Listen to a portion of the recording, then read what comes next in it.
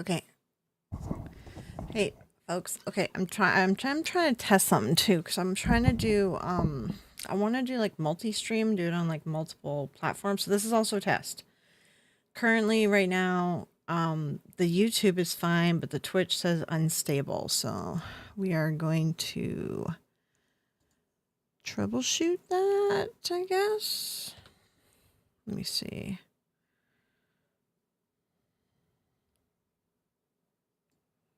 Let me try this. I wonder if I have to no, I have it on variable bitrate. Twitch, why are you angry with me? I don't know. Average stream bitrate is too high. Also, hey guys, hey Chris, hey Oscar. All right, let me Googles. Let's do the Googles.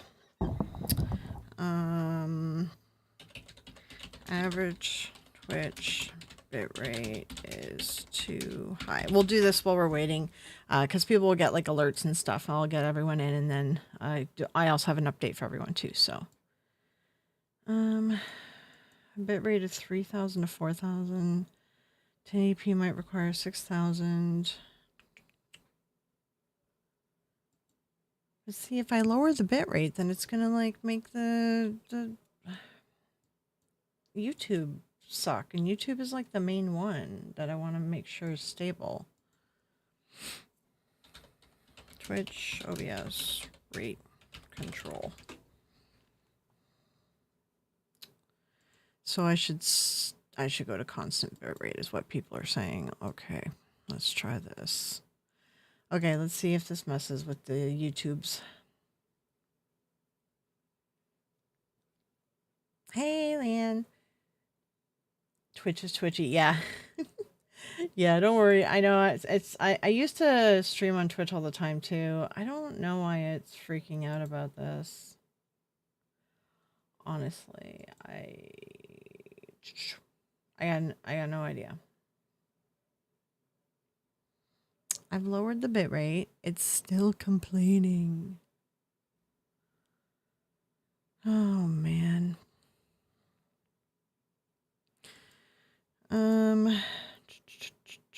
There might be some other settings or something that I have set up for YouTube that Twitch doesn't like, I guess.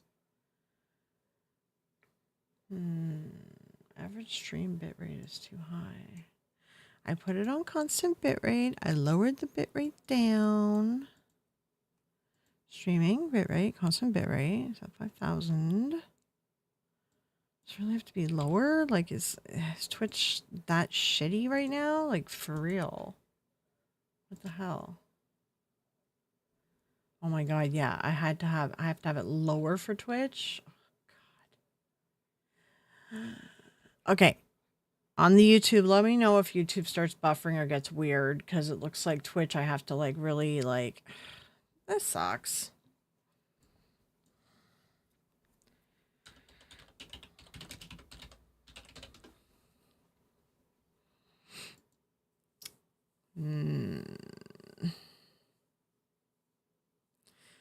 Yeah, it kind of sucks, because then like I was trying to make sure that the image is clearer for you guys when I'm streaming, because YouTube's kind of got a problem with that. You know, it makes YouTube gets like fuzzy images when it's streaming. So I put it on a variable bitrate so it would go up and down, so it would improve the quality of the picture. But it looks like Twitch does not like that. All right, I'll leave the stream health thing open. I'll watch it on YouTube as well, so it'll be fine on YouTube. It's just it was better quality. Oh, also, let me do a test chat and make sure this is working. Yeah, I can see. Twitch chat is like super quick and immediate, and YouTube chat is so delayed. It's like hella delayed. Twitch chat is like immediate. That's crazy. I wish that YouTube chat would like catch up to this. Like, I don't know why it's so freaking behind all the time. That's annoying. I stream on 1080. I did some test streams on 4K. What I usually do is I'll stream on 1080, and then if we're doing a recording, if we're streaming and I'm recording it, I record in 4K. I tried doing a 4K stream with the 4K recording once, and just like everything fell apart. So I'm just like, you know what? I'm just going to stream in the 1080. Plus, also, like, not everyone can handle the 4K because when you stream, it's like bringing in more data to the viewers so it can buffer more often. You know what I mean? So it's better to just do 1080 for now because it's viewers' internet connection does make a difference when you're watching a stream versus like loading a video, right? I just decided I'll just stick with 1080p, and then I record in the 4K if it's something that we're gonna use later. So, um, do you guys see? Oh, I see what's happening. I'm behind on my video preview on YouTube. Yeah, just the video preview is being weird in the back end. Okay, now it fixed itself. There we go. Okay. Okay, how many people have we gotten here? We got like 13. Okay. I'm not going to turn on the camera because I'm friggin' exhausted and I've been having insomnia because I don't have as many pain meds. It's the end of the month and I don't have as many pain meds as I'd like to have to help me sleep. And then my shots are due, my Botox is due, and it's just like, so it's hard for me to sleep right now because everything is like, the body is starting to give out because I'm due for all my shots and everything and all my meds. so I'm not going to bother going on camera right now. So update though for you guys, and I know like a bunch of the UK people are sleeping right now, so hopefully that they just rewatch this. So first update is, just to give you guys an idea what we're going to do. I've been talking to, I did talk to Ben, and I know, like, I know everyone has different views on Ben from Simply Strange. I realize that I'm not like saying that anyone has to get on board with Ben, but I've been talking to Ben because, you know, for the better good of like these women that want to come forward, you know what I mean? For this situation with Zach, right? And what's happening is like some of the women like are worried because stuff has been getting taken down from the internet. So they're just worried that, you know, they're going to tell their story and it's just going to get taken down, and it's going to be like, you know, they're just going to get harassed for no reason because their story is going to get taken down, right? Hey, Chris, we don't want to see your face anyway. Yeah. I know you're joking. Yeah. So like I said to Ben, I'm like, it's harder for these PR teams and stuff to take stuff down if more people put copies of it on their channels. So I said to him, what I'll do is I'll probably just like stream, where we'll like look at Ben's video and kind of like do a react. But what we're aiming to do is sort of have more copies of it online. Like the video is him interviewing one of the girls, right? This would be Phantomette is the first interview that he's doing. But there's others that want to come forward and they're really like nervous about it. So we're trying to like, I just want to make like more copies of these things online. So it's like, you know, the idea is like if things go a little viral and there's more copies out there, then like it's harder for the teams to take it all down. You know what I mean? To like do a PR cleanup for the sake of Zach. Like if you guys understand what I mean, right? So it's not, so if I do a live and we do this, I'm not trying to like harp on this topic a lot. I just want to help in a way, like I just want to help these women, right? And even just making a copy of their interviews on my channel, and hopefully maybe other people do reacts too, that will help, you know. It just kind of helps get the word out and helps get more copies out there, right? So you're going to see that. And I'm just like warning you guys ahead of time. I'm not moving my channel in a direction of like news and react to like, you know, that, or a direction of like, you know, women, like you guys know how I feel about it. I'm like, I'll take a stand for women and I'll fight for them. I'm just trying to like tell you guys ahead of time so you're not confused as to why we might still be talking about this topic, you know? So hopefully that makes sense. Yeah. The cat's googly eyes. Yeah. Yeah. I found this picture on my hard drive when I was setting up this thing, and I'm like, I'm just going to use this cat picture because it's funny. Also, welcome Antoine and a big piece. I don't know if I said that. Mirror the videos, Daily Motion, Vimeo, RTube. Yeah, like that's sort of the idea, right? Because then they have to do like, they have to get lawyers to contact every platform and every channel. Like, you know what I mean? Like, and it's not, the thing is, so what I've heard and talking to Ben too is, it's not really the lawyers and Zach that have actually really been taking it down. What's been happening is, the fans of Zach are finding these women and the people who are hosting interviews or like whatever, and their fans are harassing the creator of said location where the video is until they take the video down, right? So like again too, if we have more copies of it out there, it's more annoying for the fans to have that, like it's harder for them to have that power, you know what I mean, if more creators are reporting on the news of this, right? I'm not trying to say I'm a reporter. I'm not trying to turn my channel into that. I just want to try to help by getting, you know, hopefully that makes sense for you guys. I just don't want to like confuse you guys if we keep talking about this stuff or if I do a live. I don't expect y'all to join the live. It's fine. You don't have to when I do these lives. Maybe I'll label them with like Zach or something so you guys know. I'll do like Zach trigger warning or something like that. So you guys know you don't have to join it. You know, I'm just trying to like get the word out more and like have more copies of their interviews around, because like that's thing in talking with Ben and some stuff too. It's like, a lot of the girls have taken down stuff. It wasn't like because of lawyers, it was because of fans. There were some cease and desist stories, yes, but the fans actually hit them worse. And if we spread out the creators that are hosting it, it's harder for the fans to put pressure on us, right? So I'm just giving you guys a warning for that. Number one, okay. Number two, our community, our debunking community. I know we all feel strongly about Ben.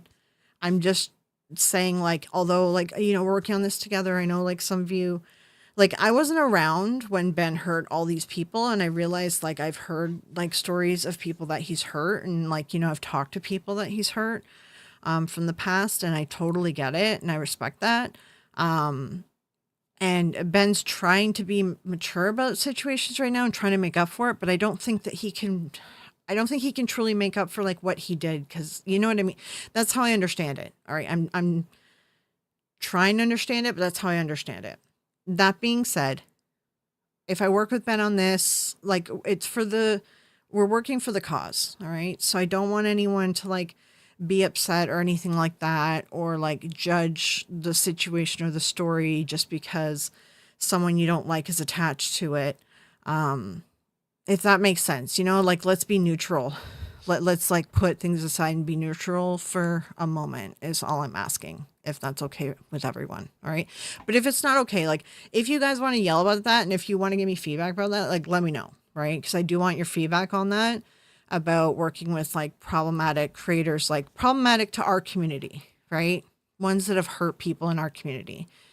I want to know your feedback on it. I feel like we're doing it for the better good, but you know, I know that there's people that he really hurt, right? Ben from Ben and Lainey and Ben James, remember?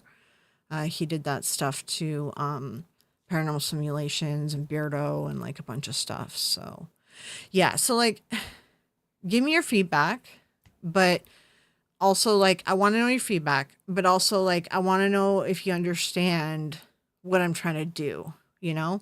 I'm trying to like set aside differences and just work for the better good. And if that's like something that is reasonable to you guys, I'm just curious. I want your feedback on that. Right? Yeah. Yeah, Glitter Flame. I think Beardo even let stuff slide with Ben when he was being reasonable, helpful. I don't think he worked with him directly, but similar enough. Yeah, like, and I'm not working with Ben directly. It's more like we're just talking in DMs, and sharing information and giving each other like heads ups and stuff, right? Hey, Kristen. But like, I do want to hear you guys' feedback and your anger about any of that. Please do DM me or email me if you want a private, or leave a comment below. I actually do want to hear like the negative way that you feel about working with creators that you like have a history with, right? I wasn't around for that. So like, I know it's like, I think it's easier for me to set aside something because I never experienced it, which is why I want to hear you guys' feedback, you know? And that's why I wanted to do this little stream to let you guys know this is what is something that's going to happen, right? As we go on. Now, second is, I don't know who Phantomet is. Like, speaking of creators, but when we brought her up, hold on, let me read chat really quick. Oscar for the cause. Yeah, that's sort of what I'm saying. But like, if it's something that's like really going to hurt you or something, I do want to make sure that the community is like that the community here is like protected too, right? So I do want to hear your feedback. Glitter Flame. My only remaining problem with Ben is that he hasn't done anything to make up for the fact that he took money from people. Like, he needs to make a sizable donation and say why, but the greater good. Yeah, like, that's sort of what I've gotten feedback from people is like that. People want different like ways for him to apologize to everyone, and the running theme is that he hasn't done enough to make up for what he did. You know? Yeah. Leanne, yeah, this is going to be like the women that are around the Zach Baggins story. So I will be like, I'll label the streams with like trigger warning and Zach, and just know like it could contain essay, but it could also, well, I don't think he's been accused of any of that. It's more like manipulation, cheating, multiple women, things like that. And the allegations are the younger girls, right? So like, that's an allegation, alleged, right? So that would be the topics, which is why I will label it. I will label the streams with trigger warning. So Chris, True Glitter, not only that, he's still talking about Beardo every so often. Well, that's the thing. Like I've said before, Ben is like the Jerry Springer in the paranormal like community, honestly. I think he's like the most Jerry Springer of everything. You swear the Cats movie? But yeah, and Spange says I wouldn't trust him. Yeah, like I want to hear you guys' feedback on it. And like we're not like planning stuff with him. Like I'm not working on a project with him. I'm more just like DMing him and being like, hey, like, do you need information? Or like he'll be like, hey, like here's some information. Like it's just kind of like information sharing. So Ben is slimy. I don't think that he's actually changed, honestly, but I'll give him credit that he does helpful stories at times.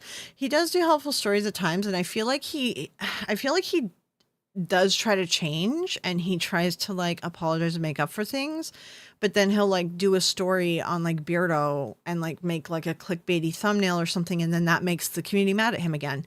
It's like, you know what I mean? He does like a little bit of a step forward just to step back sometimes, right? So Chris, the Phantomet. Yeah, that's the other thing. And this is why I want to talk to you guys. And I do want your feedback on this, right? Because I did reach out to Phantomet as well. And I know when we covered her, when we talked in the last Zach stream, I saw like half the chat like really were upset with her. I don't know all the details of all this. I don't really know like who she is as a creator, but I understand like, you know, people have grievances, right? But sort of like, I don't know, like what, give me your feedback on it, right? Cause I said to her, like, I think it'd be good to do like a video, because her video with Ben was very brief. And I'm like, I would like to do a video with her where like, we're doing the video saying to the other women who are scared to come forward, like, hey, it's okay. Like, come forward, we'll try to support you in getting your message out kind of deal. Like do a video kind of like on the topic of like, women being able to come forward and having the strength to come forward. But like, again, that's another, I know this is a creator that you guys complained about. So, or not complained, but you know what I mean? Like you guys had concerns about. So, and this is the weird, this is the weird thing that we're in right now, right? Like Zach is like worse than them all, but everyone's got some skeletons in their closet or like some bad aspects of them, I guess, or something, right? So like, it's like, I don't think we're going to be able to please everyone, and everyone involved in this story is not a saint, but there are some women out there who are grown now, who are older now, and when whatever happened to them, allegedly, um, they were more like innocent and weren't like, didn't do anything. But I don't even know the details of them. They might be actually perfectly fine people, So I want you guys feedback. Glitter Flame. You can do bad things yourself and still be a victim of other things. It doesn't mean the story is invalid. That's what I'm trying to say. You've worded it better than what I'm doing right now. I'm rambling.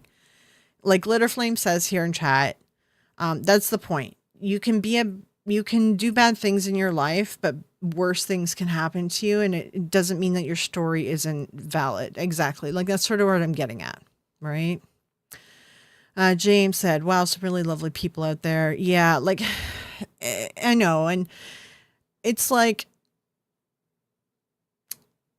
yeah, it's just the pool of people, like even like you guys saw my post about what Nick Groff and his wife are commenting too. And we know already that they're kind of like sleazy too.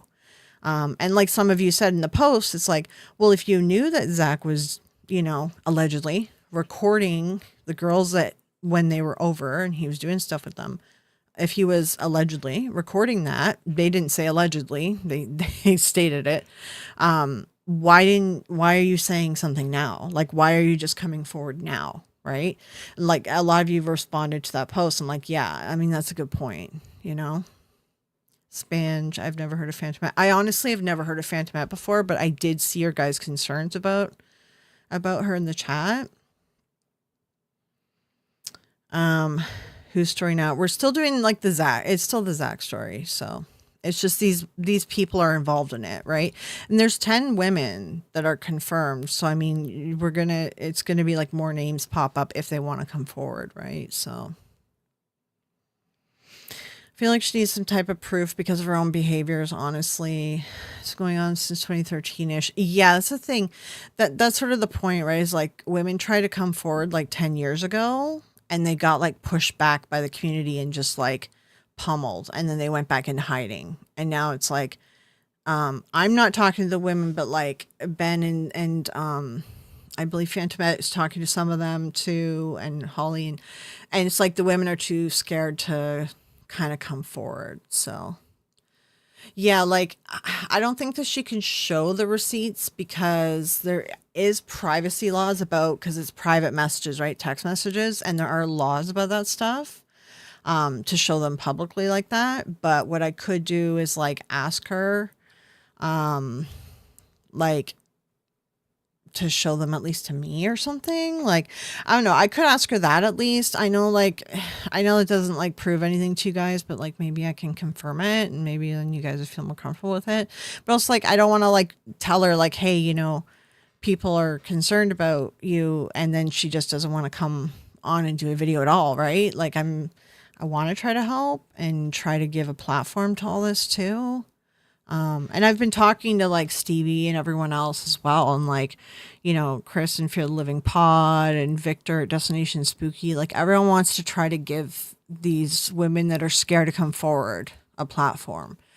But yeah, it's a cesspool, as you said, Spanch. This is like a Swoop fucking episode. If you guys watch Swoop at all, we're in like a Swoop territory. It's like, it's not drama, it's danger. It's also a cesspool, but some of the people that, I'm not saying that I believe that they're in the cesspool, but I know like some of you believe that they're in the cesspool or cesspool. And It's kind of like the better of the two evils, or, you know. Hey, sweet goth, how's it going? One of the debunkers covered the thing with her telling a girl to unalive herself. Yeah, that's the thing. Like, that's what one of you guys said. So this happened a while ago then. This wasn't something that happened because she came forward. Yeah. I'll try to look up the video. I'll try to see if I can find it. I'll try to talk to her. Honestly, if you confirm the receipts and you've seen some proof, that's good enough for me. Yeah, maybe I could do something like that, right? Glitter, I think it was Seg because he was pissed. It could be Beardo. I think it, you know what? Actually, that's starting to like move a memory in my brain. I think I do remember. I think it was Seg. I'll look through his videos and see if I can find the issue that happened. Yeah. There's always more too intimidated to tell anyone. That's the thing, right? Like, it's like, yeah, I know like people have problems with Phantomet, but because of the way she is, and she just like puts herself out there and just like, you know, doesn't really give a fuck and whatever, like then she has more strength to come forward. And it's like, it's like trying to give like the girls that are scared to come forward, trying to give them a little bit of a lifeline. So I don't want to like just like completely be like, oh, you said something really, really shitty back in the day. So that invalidates everything. 'Cause it doesn't invalidate everything, you know, but so, but yeah. So anyone who rewatches this too, and anyone in chat, and feel free to email me or comment below or whatever you want to do. I do want to know like your honest opinion about working with Ben and Phantomet on this to try to, I'm not like working with them closely. By working with, I mean like I want to do a video with Phantomet where we kind of do an interview and talk like about supporting women coming forward. And then with Ben, it's really just like we just DM'd and it's like, oh, Ben, I found this thing on TikTok and I just sent him something I found on TikTok and like the comments and stuff. And I think if you get actual receipts, maybe I believe her, but if you see nothing, then I question it. Yeah. And that's the thing, I could talk to her about that. It's like, I don't want to be like, I don't want to scare her off from my channel too and be all like accusatory, but I do think like our community, the debunking community, is more skeptical of her because, you know, of what happened in the past. So if she has a platform, we can use her reach to warn others. I mean, she has a platform, like, honestly, she doesn't have a huge platform. Like we're all kind of similar in size. Myself, Ben, her, like our platforms are actually not that big. So like we're looking at like, you know, 5, 10,000, 15,000, whatever, 20,000. It's not that big of a platform. But if we have multiple creators with, you know, 20,000, then it starts spreading the story better, you know? Girl power. I offered to help where I can too, if I can. Yeah. And Sweet Goth, she'll help too. She'll help spread the word as well. But I understand that there is a history with a good chunk of you and Ben, and there's like concerns about Phantomet. So that's why I want to get your guys' feedback. Cause like it's like I want to help these girls like feel comfortable to come forward, but there are problematic creators in the mix right now. Problematic like to our community especially, right? So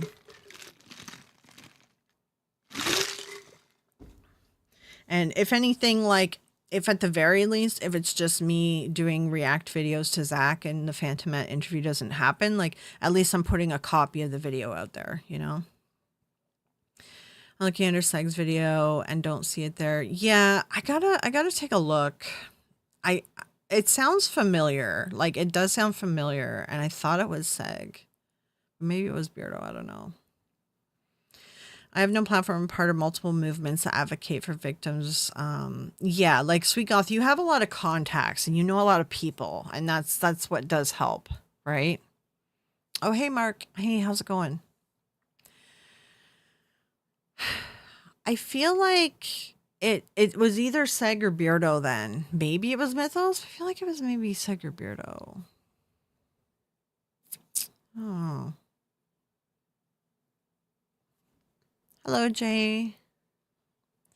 Lainey and Ben fans nearly took down Purple's channel and others too. Yeah, and that's the thing, right? Like, it's like I love this community and everything, and I want to make sure that you guys feel like you're still in a safe space, and I want to put the community here first. But it's like I also want to help the women that are scared to come forward, and the path to help them is working with people that have hurt our community, you know? And I'm seeing the problem with this. I'm seeing the problem with that's why I want your guys' feedback. Yeah. Yeah, welcome Mark, yeah. And yeah, like for anyone who rewatches it, like I think Roger had some concerns. He had specific things that he was saying in the live chat. So if Roger watches this later too, leave a comment or send me an email to Roger if you want to give me some feedback on it. So because I know this is a weird situation we're in. I understand that, and that's why. It's Mythos? Is it Mythos? Really? Okay. If you find the video, let me know. Yeah, this is like a deep topic, right? It's rough because it's kind of like it's one of those things like bad things can happen to I'm not saying that these are bad people. I'm just using an analogy or whatever. Bad things can happen to bad people, and sometimes the worst person is who we're trying to take down. So we have to work with the bad people to take down the worst person. You know what I mean? So, and it's a double whammy because we got Ben, and then we have Phantomet, and I know that's a double whammy to the community, and that's why I wanted to do this like live and just run it past y'all. I didn't see the comment of Mythos before, but if I had seen it, I think I would have said him because he was not happy either. Yeah. I like vaguely remember this. Hey, Ken. Yeah, like I gotta watch the video too. If people don't feel secure, they can't be honest, sadly. And that's the thing, right? Like if we're trying to create, like if we're trying to send a message out to be like, you know, you can come forward and if you need support, like there's, you know, even communities here that want to help support you to get your message out. But like if the community feels unsafe in this plan, everything kind of falls apart too, you know? Yeah, it's kind of one of those for the greater good things, but I understand if it's like asking too much, and that's why I want to get feedback. Yeah, Zach Gate can, yeah, and you can go back and look. The issue more is like, I want to try to help the girls that are scared to come forward, but in doing so, I'd have to work with two people that are very problematic to the community and that have hurt our community, and I just want to get kind of feedback on what you guys think about that, so. Oh, hey, Jesus is back. Hey, Jesus. I haven't seen you in a while. So yeah, if anyone like afterwards, if you want to rewatch the beginning of this and stuff, and I mess around with Twitch for a minute because I'm also streaming on Twitch because I'm testing multi-stream stuff. So anyone on Twitch who rewatches this will have no fucking idea what I'm talking about because they're not part of this community because this community is more on YouTube, right? Hey, Henry.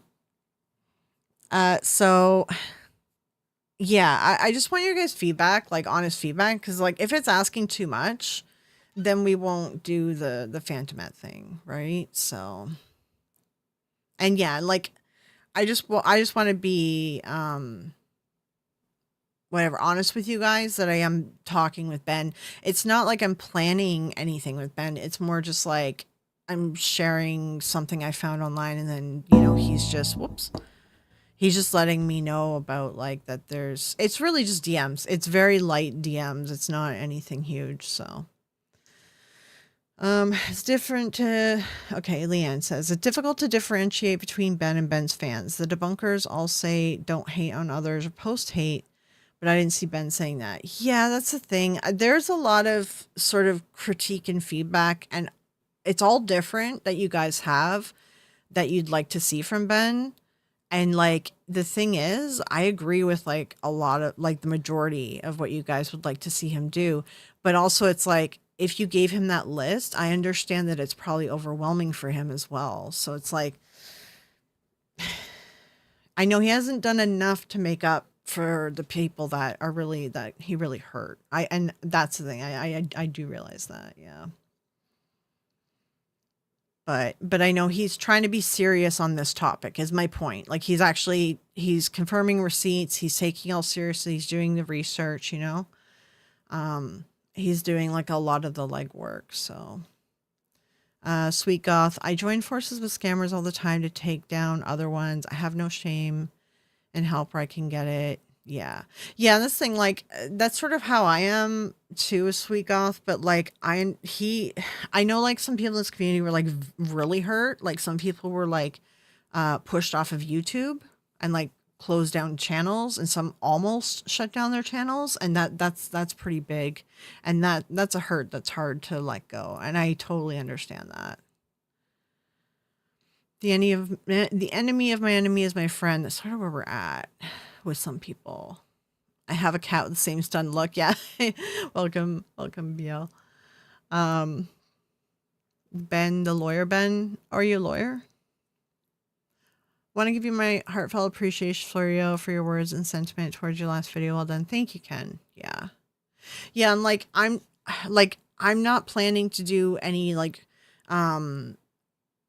Ben's doing all the fact checking and confirming receipts and doing all that. What I just wanted to offer is just like my platform to make a copy of everything on. Because the more copies out there, it's harder to, it's just more work and more effort for people to try to push the copies to try to take them down, you know? So that's sort of like the most basic thing that I want to do. But then the secondary thing, and I've reached out to Phantomette already, is do a video with Phantomette, but I understand like that she is that she hurt some of your guys' like feelings and stuff and things that she said. So that's why I wanted to get your guys' feedback on it, you know? Is pretty tough stream, but cathartic. Yeah, we all got heat. Like during the stream, I got heated. The chat got heated, but I also didn't shut down the chat because I'm like, you know, if people wanted to say what they wanted to say, like get it off your chest, and I didn't mind. Like I was like, whatever, let's all get it off our chest, right? And that's the thing. Like if the email that I got, like if the person went off in what he kind of did go off in the live chat, but if he went off more in the live chat, and then sent me an email apologizing for it, like I would have like been like, I get it. It was heated, right? And then this other thing wouldn't have happened with this angry email.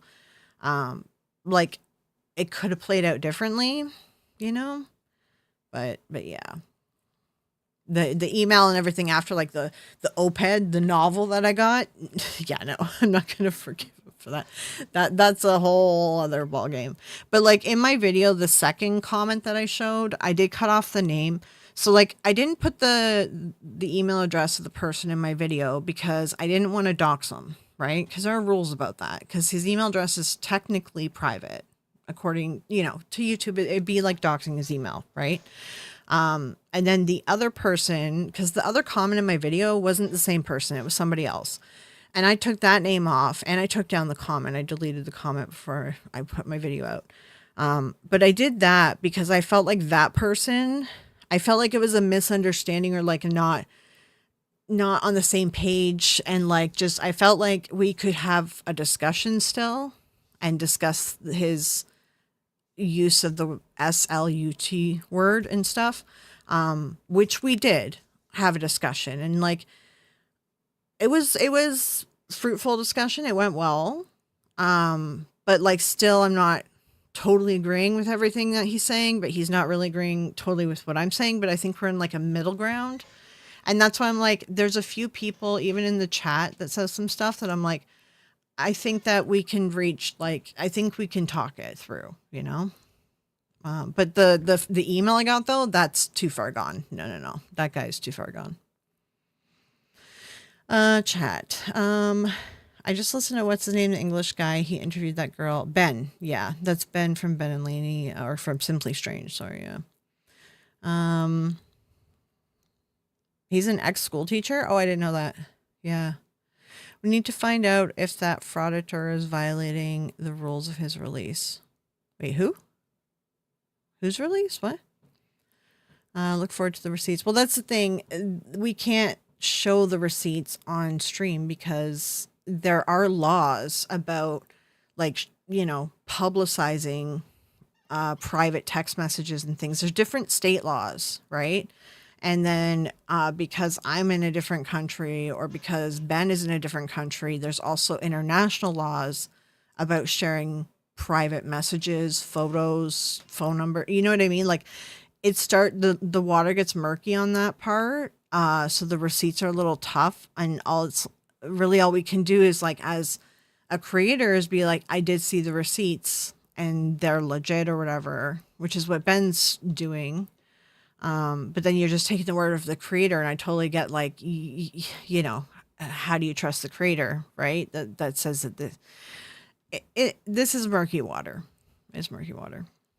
The girl, I forget her name, seemed very compelling. Yeah, that's Phantomat, which is sort of like the one. Oh, well, yeah, actually, there was different girls. It depends which video you were watching. Yeah, the streamer. Yeah, that's Phantomat. Yeah, Henry, if you're totally lost, go back and watch the beginning of this VOD after. The email was strange, like written by a big piece. That's exactly it. Which is why I'm like, I'm not gonna forgive that person, because I know I know their mindset, and they're too far gone. The other people, though, like, they just kind of weren't really understanding what we experienced from a woman's perspective, and I knew that we could still have a conversation about that. So, like, the other people, I think we can find a middle ground on that. So, Zach is the Ray Finkel of Ghost Hunters. I don't know if I know Ray Finkel. We are iffy about Phantomat because she can be mean. Yeah, and that's the thing. That's why I want to ask you guys your opinion. Hey, Kel. The old saying, politics make strange bedfellows. Sorry, I am all the way back in chat, so I want to read because it's saying, politics make strange bedfellows. It means sometimes you work with folks you disagree with for the greater good or common purpose. Yeah, that's sort of what I'm asking you guys, is what's your opinion on that, Is that something that's just too much to ask, especially for this topic matter? Because it's not just put aside our, whatever for something small. It's a big topic. And we don't want to have, like, people feel, I don't know. I'm having trouble saying the right words or, like, trying to explain myself. My brain is just mush. Mythos has the video on her. Okay, I will take a look at it. Yeah. It's called You'd Be Better Off as a Ghost. Okay, I will check it out. Henry, I'm so confused over which chat I was in. No worries. It's okay, Henry. Don't worry. I think I remember that one. BL, if you've been around long enough. Okay, from what I remember of her side, there was a long drawn out thing where both sides were saying things, but I don't know if it's true. And it doesn't make sense what she said. Okay, I'll watch the video again because I don't really remember it all. But during the last live, a bunch of you did remember, and you were putting details in the chat, and I recognized that it was pretty intense stuff. So yeah. Okay, I'm back on track. Okay, Henry. Yeah, it was 6 months ago. Yeah, I was like, I do remember that video, but I remember now, like, it was a long time ago. So. Opinion on what exactly, Ken? I don't know, Ken, like, if you were in the community when Ben and Lainey were, like, actually doing fake ghost stuff, and they hurt, like, a lot of people in the community, like, really badly. And that's sort of what I'm asking, like, everyone's opinion on between Ben, and then a lot of people are really upset at Phantomat over that thing from 6 months ago or whatever. It's just, if we're gonna, like, try to, encourage these women to come forward and give them, like, a safe spot to talk, we want to make sure that this community is cool with it all, Not that I'm trying to put anything on anyone's head or shoulders. You know, you guys don't have to do any of this. I'm just wanting to know, like, if this is something that we could pull off, or if it's just too, if the people involved are just too much to ask, you know? Do you ever get into sleep paralysis stuff? I have sleep paralysis all the time, so I don't think I would do a video on it because it is definitely like a physical thing, like a brain thing, you know. Keep in mind there are other girls not coming forward yet. Yeah, that's the whole point, right? So that's what I'm trying to say is like the other girls who are scared to come forward. It's like I want to just try to, like, Ben is doing more to give him a safe place to talk, but I want to like just reiterate the statement that it's, you could come forward, and like if you come forward, like you have a community here who wants to listen, and you know, like especially our community, the debunking community, we don't like Zach because he is a grifter, right? So like we would support a victim, but I understand too people want to see receipts, but that's a tough one because there's privacy laws and stuff, right? So, and people could get sued. So like that's you know, put a pin in that. That's a different hill that we're going to come to later. But like, you know, I'm just wondering, is it problematic that we're starting off with Phantomet and Ben, you know? Because I understand that they're an issue to a lot of people in this community. But some people don't really have never experienced them, so they don't really know, which is sort of where I'm at. I'm like, I wasn't there, but I know the people that he hurt, and I really like the people that he hurt, and like some of them I've talked to, and they're still really hurt by it, right? So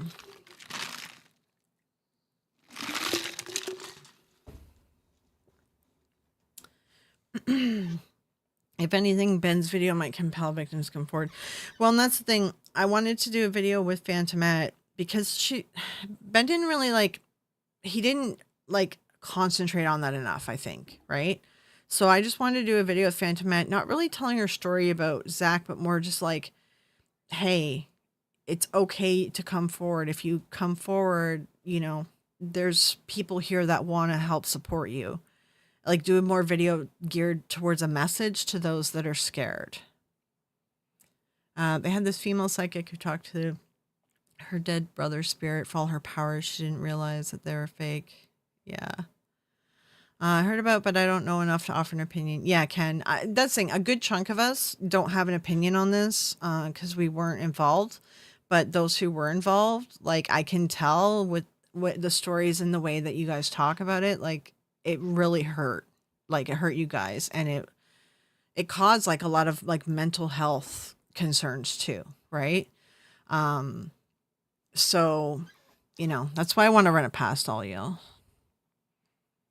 Hell pins, yeah. I think this is a topic that should be covered. I like Ben more than the Phantom Lady as far as reporting on the issue. Yeah. Lily or Lil, I keep wanting to call you Lily. It's Lil Miss Mayhem. I can't speak on behalf of someone that was hurt by Ben or Phantomet, but it's hard to say no to an opportunity to be a safe place for those that can speak out. Yeah, that's sort of where I'm at. It's like, but it's like, it's not going to be a safe place if you guys are upset in the chat, you know, when we're doing this stuff, right?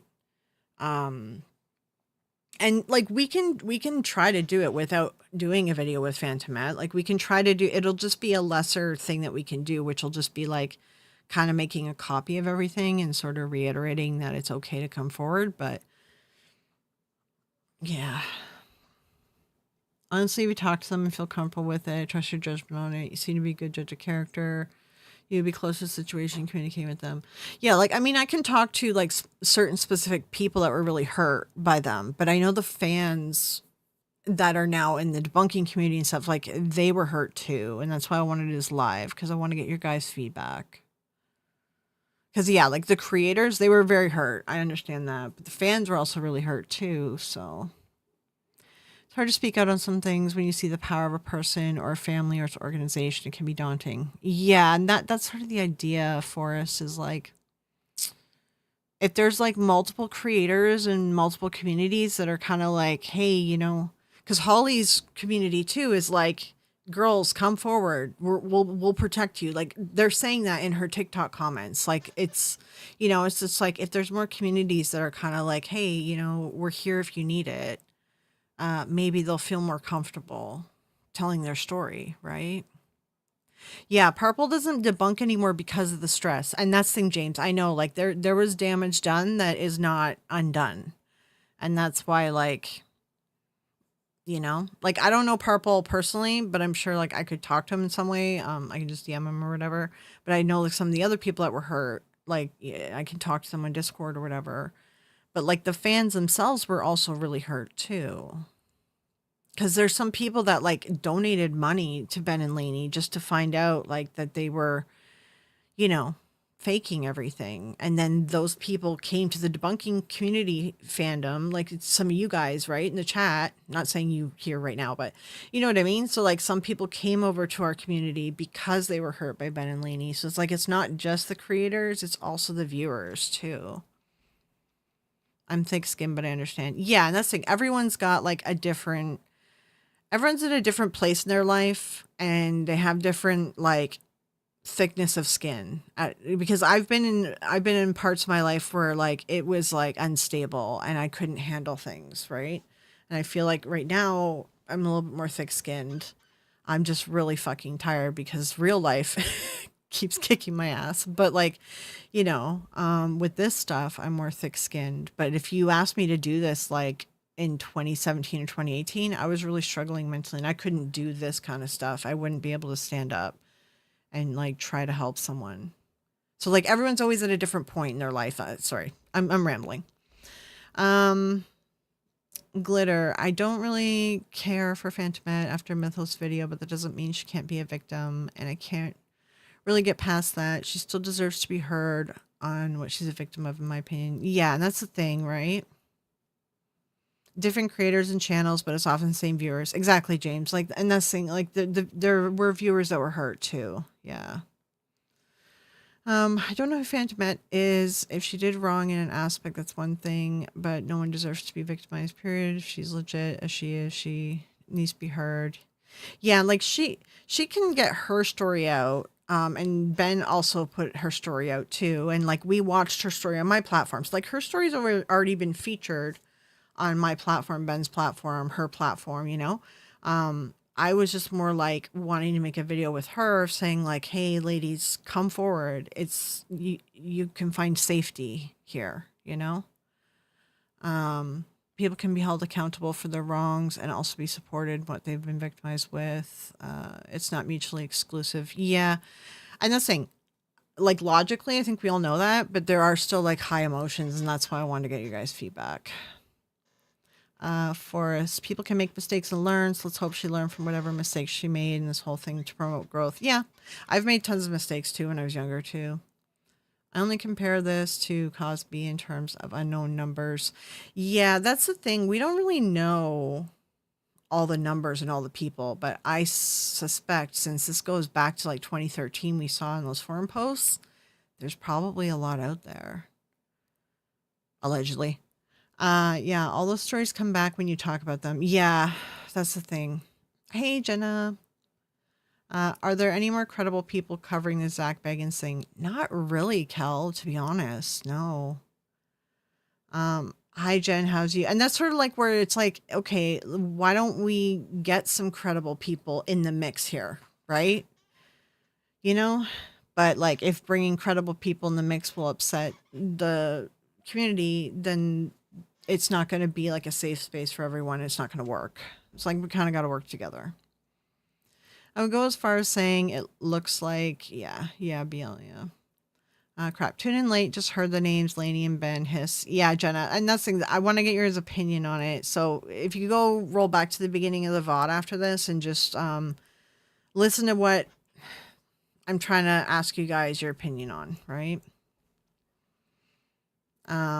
But it's, yeah, like Chris, it's not just like the victim, like, cause that's why I'm on the slide right now. I want to get your guys' opinion about Ben, like Ben and Phantomet too, right? So it's like, I don't have a leg in it. Like this stuff didn't happen to me from them, but I know a lot of you guys, like I wasn't around on YouTube in this community at the time because I was like, I think I was in Twitch community at that time when all the shit went down. Yeah, yeah, Chris. Yeah, we're sort of debating on collabing in a sense with Ben and Phantomet for the greater good, and seeing if that is still can still be a safe place in this community here if we did that. You know. Either way you slice it, if this person is doing nefarious things, he needs to be stopped. Stories need to be heard. Yeah. And that's the thing. We could do this without really collabing with Ben and Phantomet, in the sense of like Ben has already said to me like anything to do with the Zach coverage, he's fine with me just like streaming a react. Like he doesn't expect me to like pause and like, you know what I mean? Like he's not going to like copyright strike it. You know what I mean? Like so we have that agreement that he's okay with that, just so that we get extra copies of it out there. Um, so it's like if you guys aren't comfortable with Ben and Phantomet, which is totally fair, then all I'm thinking is I'll just do the reacts where we just do a copy of everything. You know? It's just I feel like the Ben video with Phantomet could have been more like stronger to the rest of the victims, but I feel like Ben isn't a woman who's experienced this, and he didn't really like feature it. And I don't blame him for that, because like if you've never experienced this in your life, woman or man, okay, if you've never experienced this in your life, it's hard to like realize the key points that you should put in a video.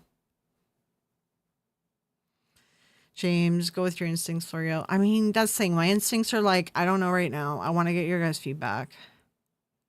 My instincts are that a lot of you guys would feel really hurt um having to, you know, hear from these people, but yeah. Glitter, I have to go, but I would say go for it, Florio. I support what you decide to do. Even if someone's a bad person, doesn't mean that they deserve to be victimized. Yeah, it's kind of one of those things where it's like we're sort of like separating what Phantomet did 6 months ago, and like you know what I mean? It's like kind of putting it aside to listen to the other part that's happening now, you know? So Chris, I say do it if you get actual receipts to prove. Yeah, that's thing I could talk to her, and I know like it's kind of, I don't want to come across like really rude, but I could just be like, I do want to do this video, and I do want to try to do a little bit to help these other women come forward, which would just be like another voice out there to tell them it's okay and it's safe, right? Ben's gonna do the more strenuous work on this story.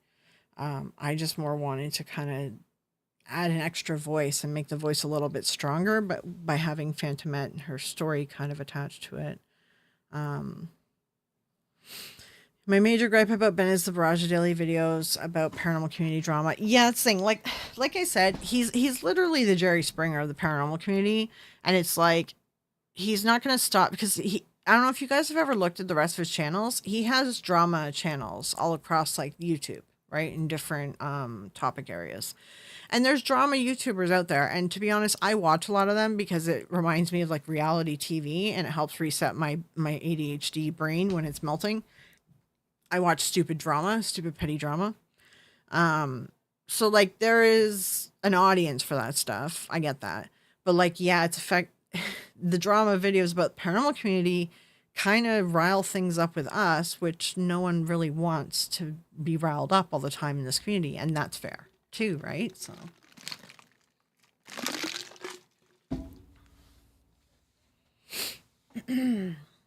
but yeah, like so far with Phantom, she said that she wanted to wait to do any video to see if any other girls do come forward. And I agree. It would be really nice if like another girl came forward. And then I think that would be an even better video if it was Phantom and another girl. And then like we could do like a really good like message, you know, a really good video message to go out to the other girls and be like, you know, it's safe to come forward. There are places that it's safe to talk. Like even Holly's community is like in her comments, they're like, "Girls, come forward. Like, we will protect you. We pick Holly," or a bunch of them are like, "We took Holly in the divorce." Like, they're like, they gave up Zach. They used to be Zach fans, and they're on like Holly's side now. So like, there's a whole community under Holly too that want to help these women. So to me, Ben is lesser evil, I suppose. However, information that helps the victims, good things. Yeah, yeah. Do you say he has like 21 channels? Yeah, he has a bunch in different languages. When he said that the other day, I actually went through and looked, and yeah, he's got a lot of channels. I'm around some of the drama creators too. LOLs this week off. Yeah, that's the thing. Like, I consume that I guess you call it entertainment. Like, I consume those videos. I am a viewer of these channels. So like, I understand there's an audience for that because I am the audience. I am one of the audiences, right? I consume it because it reminds me of like, the like, oh God, I'm really old. This is going to date me. Um, like the MTV Cribs. Does anyone remember that? Or like, oh, what was that? The Real Life thing, that MTV show that was like, this is the real life. And it was like the most horrible acting. I don't know. It just reminds me of that stupid shit, and it resets my brain. And that's sort of why I watch that stuff. It's not really that I'm like invested in the stories. I just watch it because it resets my brain. Yeah. Henry, drama channels are kind of like a train wreck. You want to see it, but you don't want to admit you want to see it. Yeah, that's the thing. Like, I mean, I'm like, I watch stuff that, if considering the videos I do and the stuff we talk about, but the stuff that I watch to reset my brain is like some of the stupidest, like pettiest shit in the world, right? Like, oh, hey, Wolf Trail. Oh, that's on Twitch. Hey, yeah, I'm trying to do some multi-streaming Wolf Trail. The majority of people I'm talking to are over on they're over on YouTube. There's like, yeah, just you on Twitch, and then how many people we got on YouTube? 25. um I love some stupid petty drama, I admit. Yeah, that's saying I do watch it, and it's like, reminds me of Ricky Lake. Yeah, it's kind of like that. Like, I never really liked Jerry Springer because it got too much screaming. I don't like that much. Like, I don't like the noise. You know what I mean? I get like oversensitized, or it's something like that. Neurodivergent people. What is the, like, sensory overload? I could never watch Jerry Springer, but if I watched like Ricky Lake, or like what was that other one that the Warrens were on? Um, She had like blonde hair in the 90s. It was for the Snedeker case. I'd watch her show. Instead of throwing a chair, they throw a K2 meter. The Real World. That show was so fucking stupid and funny. And that's what these drama channels kind of remind me of. Or like, if I'm watching like some of the like problematic vloggers on YouTube, I'll watch some of their stuff, and they honestly just, they feel like the real world. Like, they feel so fake that you're just like, you're fascinated that that they're living their life like this, right? Hey, Wolf Trail, you're at work like usual. Oh, okay, yeah, you're always working. Where there's drama, there's behaviors to draw some educational posts from that tie into cult similarities. Yeah, that's true. Geraldo, I did used to watch Geraldo. Jenny Jones, I think, yeah, it was Jenny Jones. Oh no, it's Jesse Raphael. That's who I did watch. Jenny Jones though too. Honestly, it was bad in the 90s. I did watch all of them except for Jerry Springer because it was too much screaming. Yeah. Montel Williams, I used to watch him all the time. He was more calm, though. I liked the calm ones. I watched Jerry Springer before he went shock value, and I enjoyed him with his original reporting. You guys are figuring out how old I am right now. So I liked him before he went, you know, trash TV. So, um, yeah, she ambushed a dude on television with the guy's best friend. Yeah, and then that ended up in the unaliving. Yeah, that was a tough one. I lived in a time before MTV. Granted, I don't remember that time. I was one. We have an advocate for reality TV shows in our space too. Oh, interesting. Okay. Oh my god, that episode of The Warrens is great. It is fun. It's great. It's great. Maury Povich. Yeah, I used to watch him too. I watched all of them, man. It was bad. And I never liked soap operas, but do you guys remember there was this soap opera in the 90s and it was called like Passions or something? And it was such bad acting and all the storylines had like vampires and witches and stuff, which is why I got into it. But it was like horrible writing and horrible acting. But when you watch something, it's just so bad, but you love it because of how bad it is. I loved that soap opera because it was so bad. I'm as old, if not older than you, Flurry. It's all good. Yeah. Yeah. I mean, I can see my stats. I'm surprised that there are people that are like, there's like 70, 75-year-olds that watch the channel too. And I'm like, my mom can't even work a thing. Oh shit. Did Stevie go live when I went live? Wait, is this a video that she released or did she go live, guys? Oh no, I didn't mean to interrupt her. I didn't know that she was going live. Ah, my bad. I'm sorry. Yeah, that's Alexa.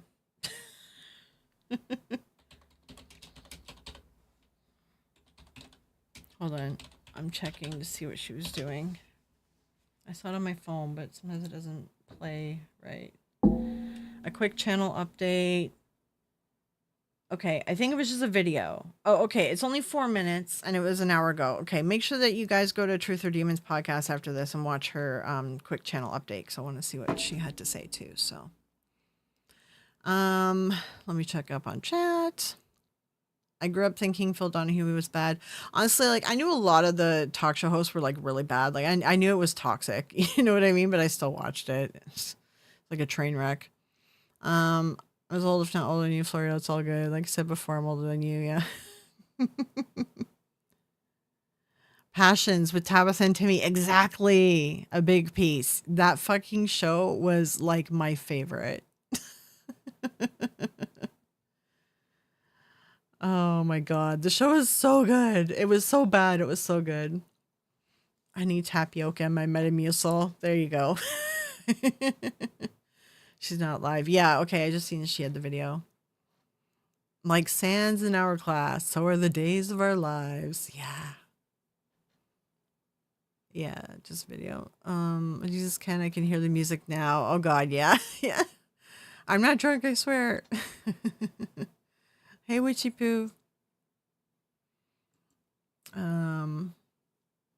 66 here. Yeah, I mean there's a lot of people that are older. I think like it helps that the TVs all have the YouTube app on them and it makes it like more accessible now for everyone to watch YouTube, right? Like back in the day you had to like do it on your computer, but now you can watch it on your TV, your phone especially too, but it makes it a lot easier when it's on your TV. Two of the characters from Buffy used to watch Passions. Really? I think you're probably right. I mean, I watched Buffy too. I watched Buffy. You're probably right. But I remember too, one of the actors that was on Passions, he went to Desperate Housewives. And like, I ended up watching Desperate Housewives because it was the chick that played Lois from Lois and Clark or whatever. There was that TV show in the 90s. I liked her as an actress. And then I liked him in Passion. So like, that's the only reason I started watching Desperate Housewives was because those two actors were in it.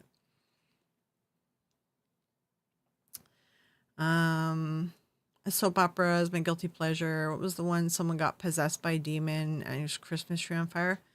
It might have been, it was probably Passions because Passions did demonic stuff, witches, vampires, fucking werewolves. Like it was the only one that did it. And that's why I was like so into it. And it's like, and then you get older, and TV got better. And then it was like, it was good shows and well written, but I'm like, I miss the bad acting and the bad writing. Like there's like nothing like that anymore now, Spike loved Passions as well as Buffy's mom. See, that's great. Passions was great. And it wasn't that it was like an amazingly written show. It wasn't that the acting was great. They actually had them act bad on purpose. Like those people were better actors than what they had them do, right?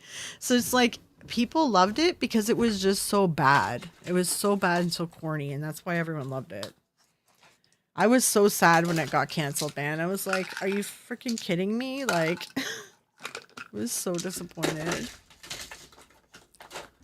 Wasn't she also cloned from her hairbrush? Now, clones, that's different. That wasn't a lot of them, though. I believe there was a few clones in the Days of Our Lives. Terry Hatcher. Yes, you're right, Henry. Yes, that's who it is. I like her.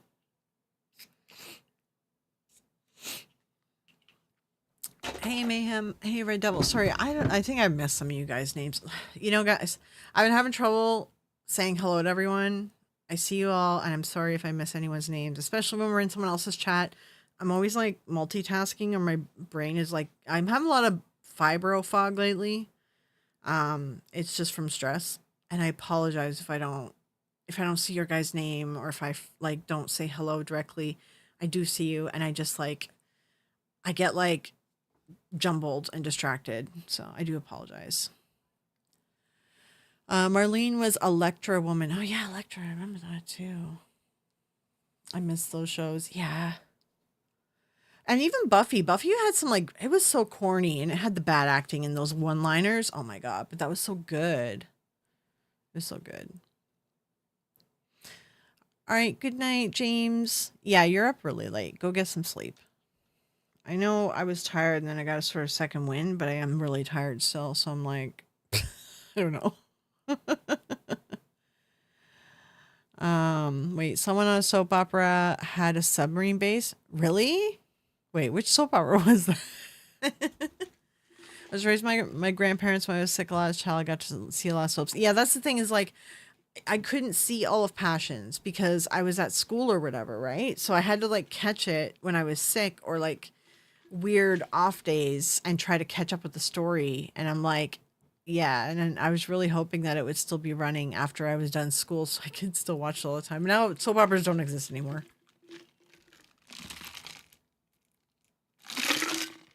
I mean, they kind of do. Just it's not the same. Ted and Tad were twins separated at birth. Yeah, that was a thing that happened. A lot of them. The twin thing. No worries, Florio. Yeah, yeah. I'm sorry if I miss anyone's names. Dion. Hi, Florio, fellow Florio followers. Sorry, I overslept, Miss Alt. No, no worries. This was like a totally unplanned live. It's just like the stuff over the last couple days. And there's some things I want to do, but like I want to get the community's feedback because, yeah, if you go back and watch the VOD at the beginning afterwards, we've just been fucking around for like the last, I don't know, 10 minutes or whatever, 15 minutes. But it was like the first 5 minutes is me trying to fix the stream because Twitch was unhappy.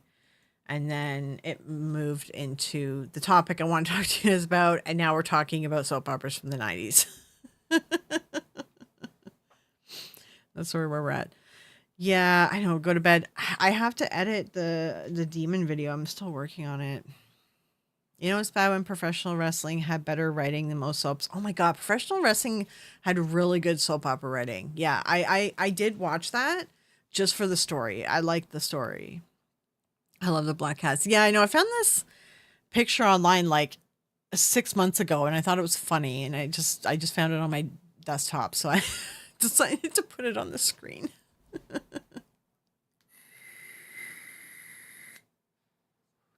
So many lost twin siblings. Yeah, exactly. Um, if you're not down with that, Henry, I got 2 words for you. Wait, down with what? Sorry, what was it that we said? I know I just read Henry's thing and I totally forgot it again. Oh, professional writing or wrestling. Sorry. Yeah. Like the WWE, but it used to be WWF, and then they had to change it because of that lawsuit. The cat is cracking me up. Yeah, I thought it was funny when I saw the picture. I don't know where I found it, but I just saw it and I was like, this is hilarious. So I saved it. Because, you know, anyone with ADHD, we all do this, right? We download pictures or we take screenshots of things and we're like, we're going to come back to this. And then we just have a ton of screenshots everywhere. My phone is filled with screenshots. My freaking desktop always is filled with crap. My dog is staring at the cat and the plush and just dancing all over the bed, gurring. Oh, that's funny. I always told my friend that WWF was just soap opera for us guys. That's what I used to say too. I'm like, this is just the guys' soap opera. But I was down for it. I I liked the writing. I thought it was interesting. Someone is vaping. I don't vape nicotine. I'm addicted to I don't do it on screen. I'm addicted to the mouth. What is it called? I just need to do the thing. I just need to do the movement. I'm not actually vaping Nick or anything. What is the thing called? See, my brain's gone. My brain's gone. There's a word for it. Oh no, Flurry, it's a line from pro wrestling group called DX. If you're not down with what, oh, we got 2 words for you. Ah, okay. Right.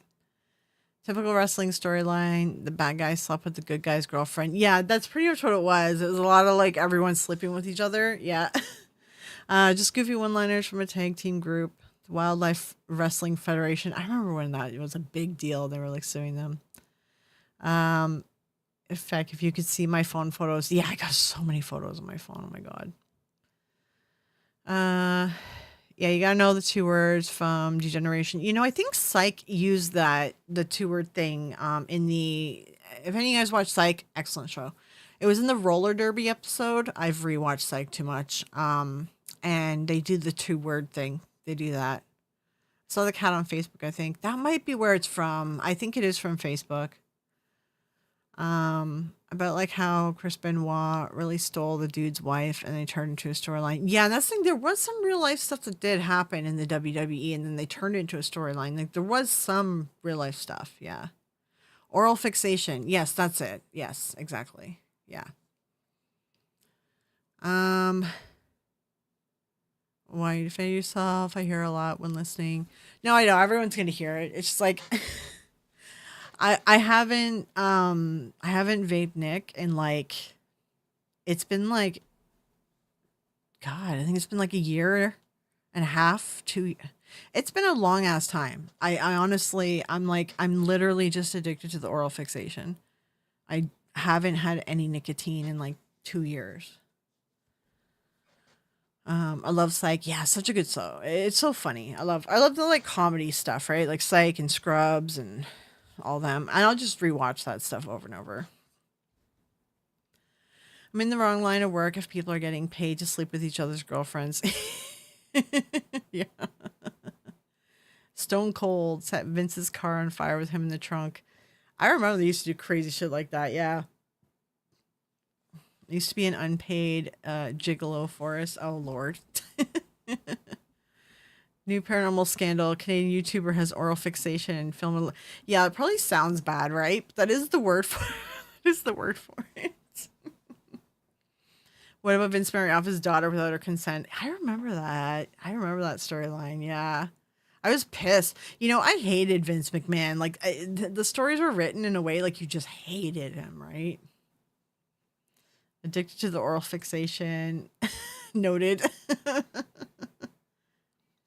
She was set to marry Tess, then Triple H pulled a Vegas wedding. Yeah, the WWE stuff was it was so outlandish. It was funny.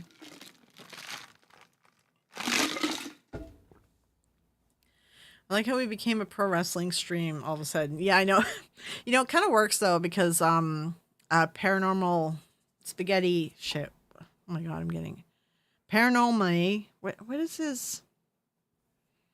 Guys, remind me in chat. He's doing the paranormal community wrestling federation, and I'm like that. It's so cute. I love it. I love the idea of it. I was watching the live stream of it like last night. It was really good. If you guys don't know, what the hell's his name? Hold on. My brain is farting. Let me find it.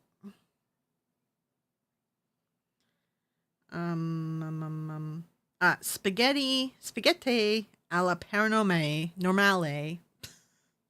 Let's see if I can put this in chat. So go follow his channel if you haven't yet. He has created avatars. He's creating avatars of all the debunkers, the creators, and also mods and stuff. And he's like getting us all to like wrestle each other in the game, but he's like calling it out, and then people are like winning different titles and stuff. Yeah, there we go, Kel. That's the name of him. He's Italian. He does debunking as well. but he is getting everyone to do that, and I think it's like he's doing like this wrestling thing.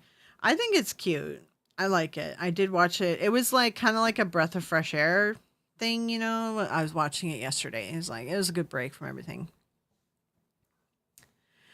Coming off the top rope with the garlic bread hardcore TLC style. Yeah.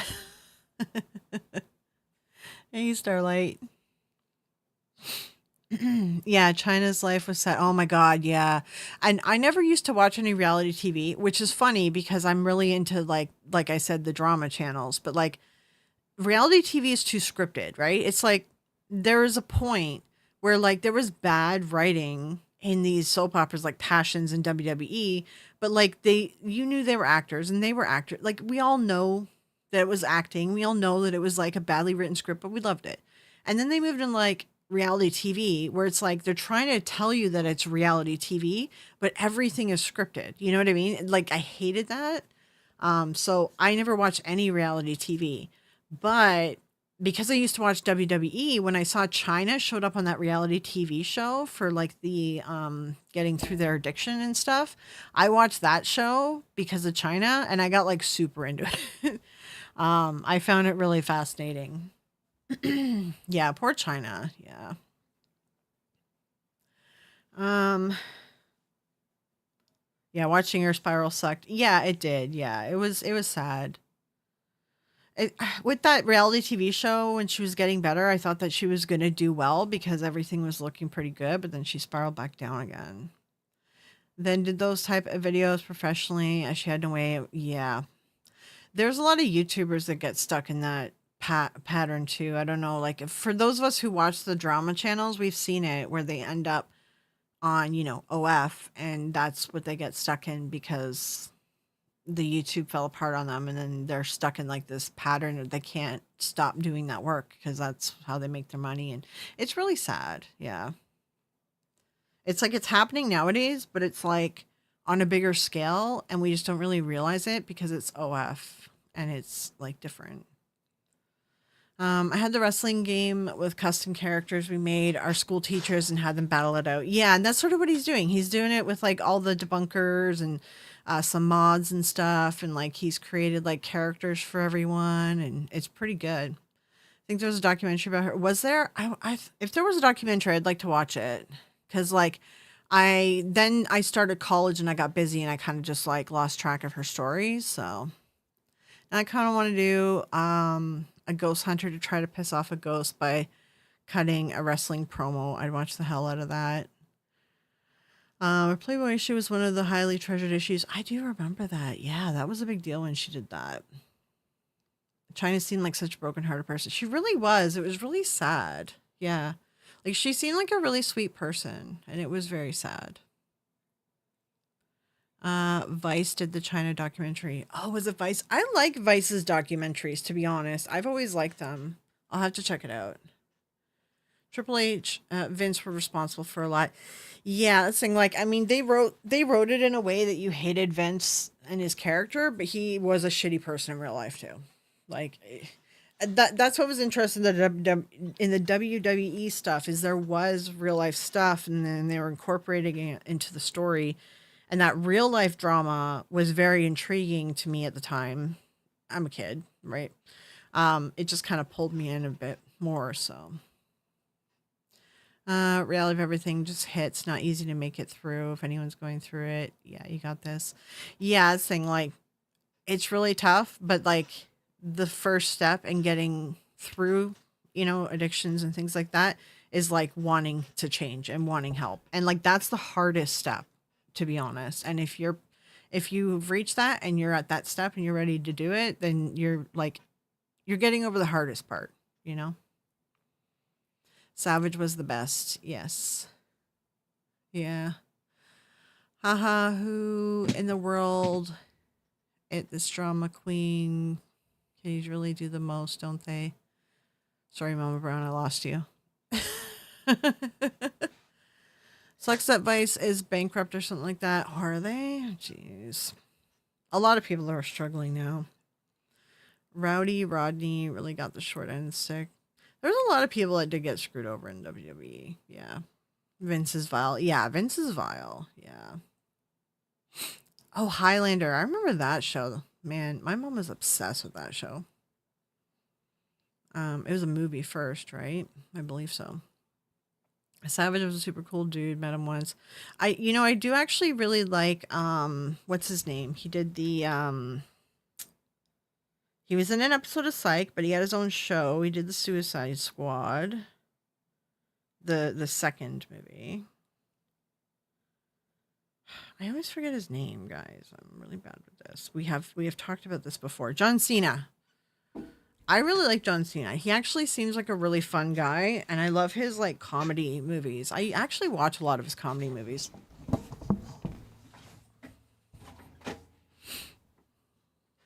Vince has a whole the Dark Side of Wrestling series too.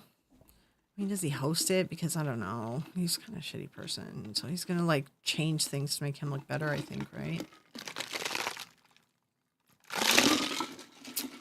Yeah, they had a few movies and two stories, plus an anime series. Huge Highlander fan. Yeah, I remember my mom was like huge into it, and like we watched everything.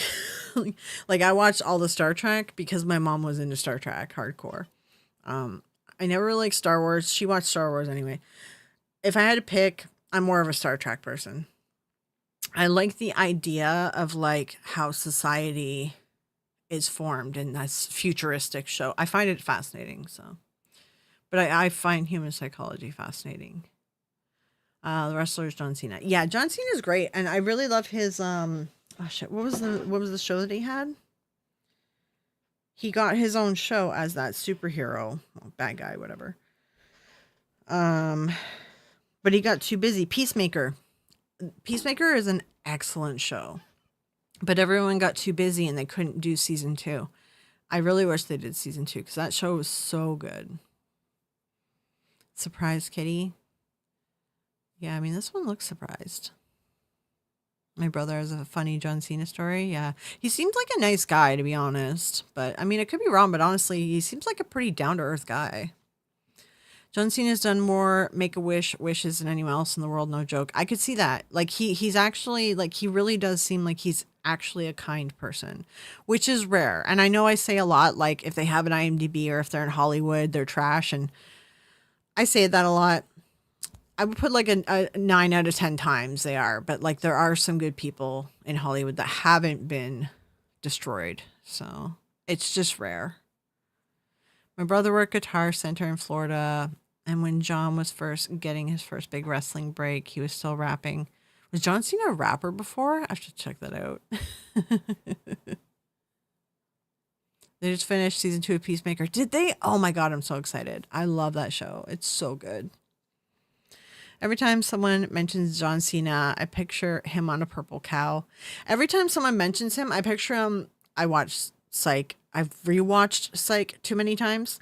There's an episode, he is Juliet's brother, and they're hiding behind a plane, and the people that they're spying on see them. And Sean's like, I've never been with someone who was so big that a plane couldn't hide them. And I just find it was such a funny scene. And that's what I always think of whenever someone says John Cena. I think of the plane scene. One day after John won the title, he was in Tampa Mall and he was kind of getting surrounded by well-wishers. And my brother didn't notice. And here's his name yelled. Okay. You're going to mention The Undertaker? Oh, yeah, The Undertaker was good. I actually really like The Undertaker. Yeah. John Cena runs up to my brother all like, hey man, how you been? Haven't seen in a while. So my brother was actually mobbed by John Cena. Oh, that's funny. He really does seem like he's a really nice, down to earth guy, which is rare. Yeah. Hey, Julie. We are on the topic of WWE for whatever reason. We finished with the original stream I started it for, which you can go back and watch. It'll be at the beginning, so it'll be easy to find. But we devolved into talking about 90s soap operas and those trash TV like talk shows. And then we got onto the WWE, and we've been talking about the WWE for a while. So it's okay. No, don't worry about being late. Just like I said, like even I'm doing a stream really late at night. There's a bunch of UK people that I want their feedback too. Also because Ben is in the UK, right? There was a bunch of UK people affected. So they're going to watch this, hopefully, rewatch this VOD in the morning, um, and then give me their feedback on the situation.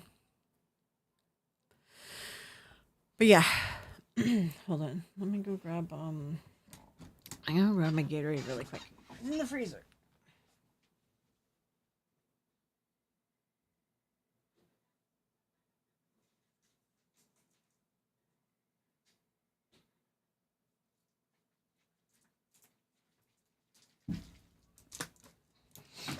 Okay, I have Gatorade. Which oral fix are you using? Honestly, it's just one of my, it's my old vape. It's just my old vape, honestly. We can switch from wrestling to Adrian Paul, the guy that filmed the Highlander series. I don't know that much about him, to be honest. He's doing sword experiences around the world now. I mean, if we're going to talk about someone who's skilled in weaponry and stuff, who's in Hollywood, who's another very down to earth person, is Keanu Reeves. That dude is so chill, and like he doesn't even, he rides the freaking train and the public transit and stuff, and his knowledge of like martial arts, weaponry, all that, like all the shit. What's the name of the movies that he did again? Frick, because my fibro fog is bad right now. He did all the stunts for all the weaponry stunts and stuff. Why am I forgetting the freaking? It was a whole series movie. My brain is not good today. Jesus Christ, John Wick. So I'm trying to remember John Wick.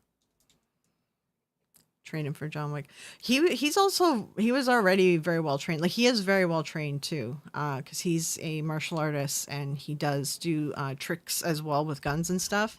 Like Keanu Reeves already had a ton of training to begin with. He's always done like a lot of the fight scenes in his own, like any sort of fight scenes, any sort of like, not necessarily all his own stunts, but anything that was like a fight scene area or like weaponry stuff, he's always done because he's like, he's trained in classic martial arts. So,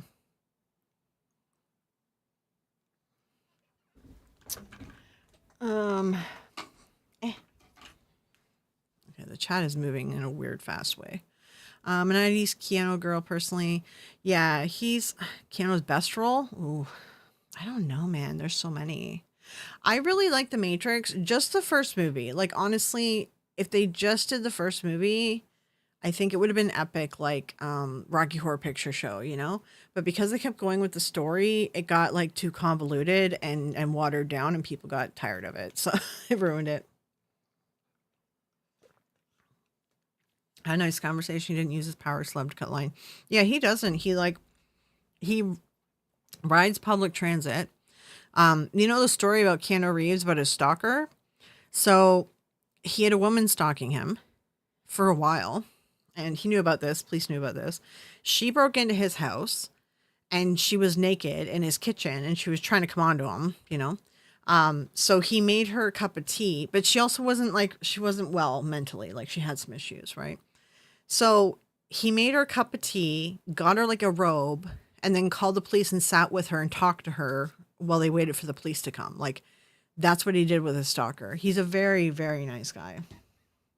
He's also been through a lot of heartache and a lot of bad shit happened to him in his life. And I think that's why he's very humble. So he is one of the greatest people. And he's like very underrated. Like people don't realize like how like kind he is and how good he is. You know, and he like spends like a good chunk of his any of his movie checks, he like buys presents for all the like workers and stuff. Like not the cast, but like the, you know, the video, whatever. Someone in this chat knows the words that I can't think of right now. The crew? Is that the word I'm trying to think of? There's like a bunch of like stories like of the movies where he bought them all like a watch or like something really nice, you know, paid for stuff at the end. Like he pretty much took like a good chunk of his movie check and was like spoiled the whole crew. So he's a really nice guy. Bill and Ted. Bill and Ted's funny, but I do like his serious roles. I do.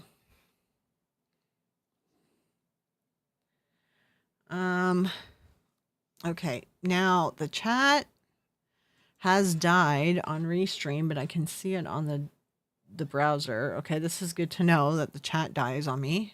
Okay. All right, hold on. Let me see if I relaunch it, if it fixes. One sec. Playing from Florian. Yeah, and you're going to hear Alexa, so I'll just deal with that. I mean, you're already hearing my squeaky chair. I really want to get this chair replaced, but it's expensive. Yeah, I can see a ton of chat that I'm missing here. The hell?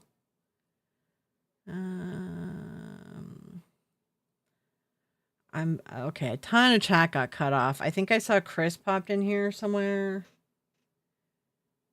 He improved all his lines. He improved all his lines. Where are we at with that one?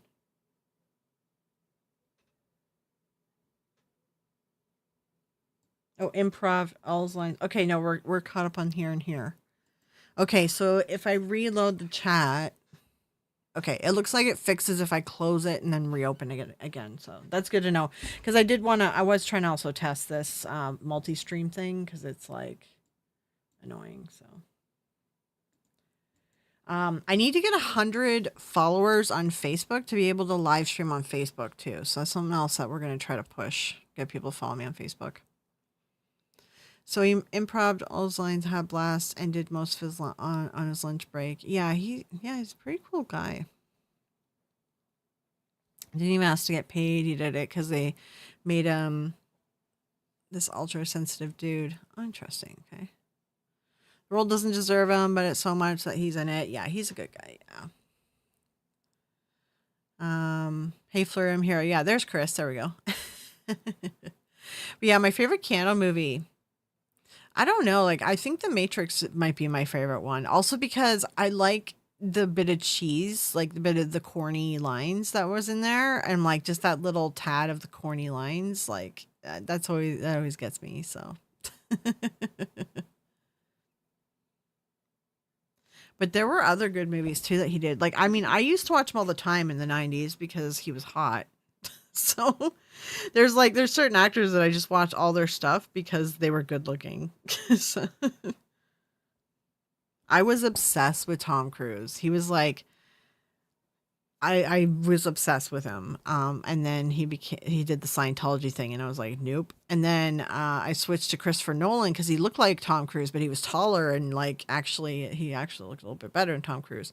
But then he was outed for assaulting his wife and his mother. So I'm like, damn, I'm like, okay, the only good ones, there are still some good ones, which Keanu Reeves and stuff, but ooh, Devil's Advocate, actually, that might be one of my favorite ones. Devil's Advocate was a good movie. Oh, Constantine. I forgot he was Constantine. That's also really good.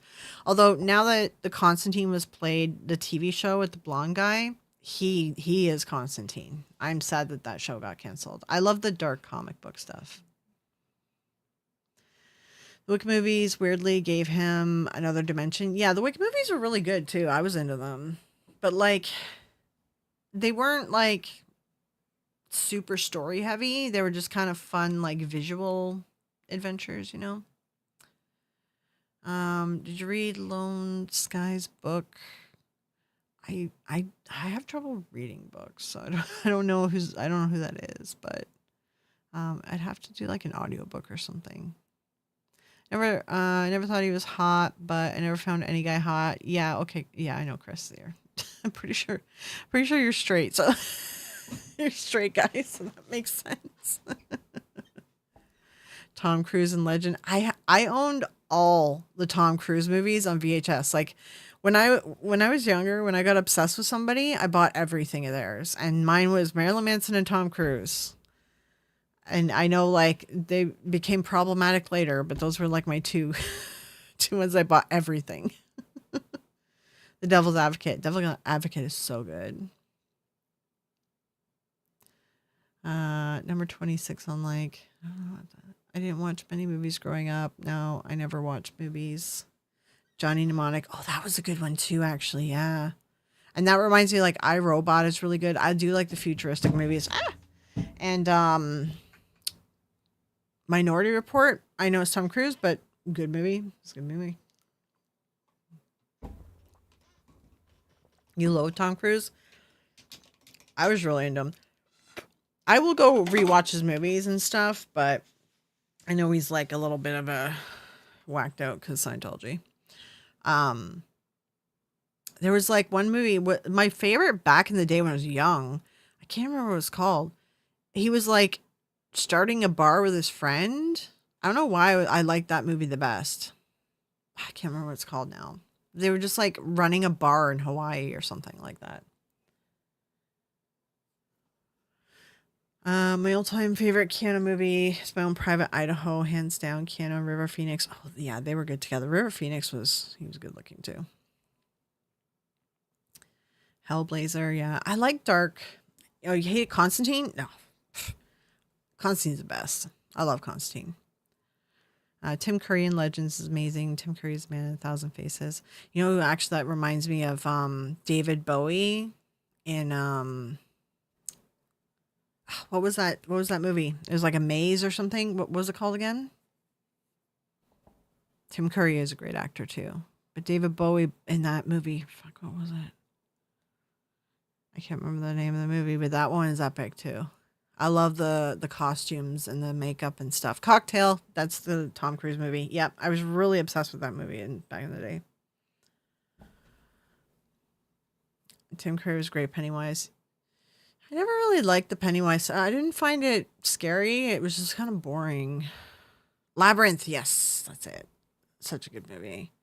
You know, I never really like cried or anything whenever famous people pass away because there's a lot of people in my life that I know like personally and they were like family and friends who passed away. So I'm like, anytime a celebrity passed away, I never cried. But like when David Bowie passed away, I was really sad and I was crying and I was like depressed for like a few days. Like I don't, it was like David Bowie's like the one that got me. Never liked Tom Cruise. Yeah, I used to be obsessed with him. I was sad when Brandon Lee died, but I never cried. But I was really sad because the way it happened, and he had like a good career ahead of him too. Cannot watch Tom Cruise movies without thinking about all the accounts of Tom, um, knowing of his children. Oh, I didn't know he did that to his children. I just knew he was crazy from Scientology, and I kind of stopped paying attention to his personal life because he was nuts. Labyrinth, the adventure of David Bowie's bulge. Yeah. Bowie and Prince. Prince is like, he's epic, but he's also weird. Have you ever listened to Kevin Smith tell his story about his interactions with Prince? He does like a Kevin Smith used to do like a thing where he'd go around and just do, I don't know what you call it. It's not really lectures, but he would just go to like colleges or whatever and he just talk for 3 hours and tell stories about his life, right? I always like Kevin Smith. He's funny. So he tells this story about his time with Bowie, and it is the most epic fucking story. If you can find it anywhere online, like I recommend that you listen to it. He talks about David Bowie's like in David Bowie world, like he's just like so detached from reality. And they were trying to play basketball and stuff, and like David Bowie's wearing his like heels, and the story is very fascinating. It's really interesting. I was that way about John Lennon. Yeah, I think a lot of people were really upset about that. Yeah, because it happened so fast, right? The movie Constantine was great. Not true to the source material, but the TV show is crap. I really like the TV show a lot. I like the movie too, but I like the TV show. I found the TV show was more like closer to the source material. No, he didn't do that to children. He knew about the Scientology stuff and personally benefit. Yeah, like Scientology stuff is weird. Like I kind of stopped like getting. I kind of stopped like my collections and stuff of him after I saw him like lose his shit on what was it, Oprah, when he came out as a Scientologist and he was jumping on the couch. It was weird. Then Elton John wrote and performed Empty Garden. Yeah. Yeah, Kevin Smith. Kevin Smith is so funny. Yeah, when Kevin was going to do that documentary on Prince, then Prince shelved it. Yes, that story, that whole story that Kevin tells about that. It's like, and yeah, he ended up not doing the project because Prince was like, nah, we're not doing it. And he spent so much time with him. Like, the story is really interesting. It's good. Kevin Smith's a unique dude. Yeah, he is. He's like one of those guys too that's pretty down to earth as well. Yeah. Same with Jason Mewes, is it? His best friend there. They're funny. I like buddy comedies and I like buddy like even action films like Bad Boys and Psych. Like I like seeing two guys together being guys, right? And like Kevin Smith and Jason are actually like that in real life. And I find it like really cute. I love seeing that stuff. It makes me smile when I see like two guys just so best friends and they're just doing the dumb guy shit and I just find it funny. One of the best humans ever. Wait, which one? My boss was devastated when Prince passed. Yeah, I really like that movie too. The that he was in. It was about his life, right? I'm pretty sure. Yeah, Katie Holmes. I remember when that whole thing started because we didn't really understand the full breadth of like what Scientology was doing, but like we saw Katie Holmes was like not well, and that was like a big sign of the. I remember like reading the newspapers and different things and just watching her decline, and I was just like, "Damn, this Scientology shit is like bad." Hearing Kevin Smith talk about filming Die Hard is great. I love just listening to his stories. Honestly, I listening to his stories. I'd rather sit there and listen to his stories for 8 hours than even watch some of his movies because some of his stories are really. He's just a really good storyteller. That's what it is. He's a really good storyteller. Even though his movies are storytelling too, but my favorite movie, and I know it's like kind of cheese, is the Jay and Silent Bob Strike Back. I just find it so funny. There's so many good jokes in it. Oh, my favorite joke is the one about they're talking about fictional characters. Fictional, not you. I just find it so funny. And then they make that joke about the internet, what the internet is used for. That movie is so good. Um, Lisa Marie Presley. Yeah, yeah, and there's people were like really sad with Elvis too. I mean, I wasn't alive there, but like we know in history, right? So, yeah, Smith is cool. Who wants some Bruce Willis chicken? Oh my God, Bruce Willis too. It's really sad what's happened to him. He actually he was one of my favorite. There's certain actors that I just love in action movies, and if there's a Bruce Willis movie, I would always watch it. And oddly enough, who's the other one? I know a lot of people hate him. Let me find his name because I'm bad with names. Um, um, um, um, um.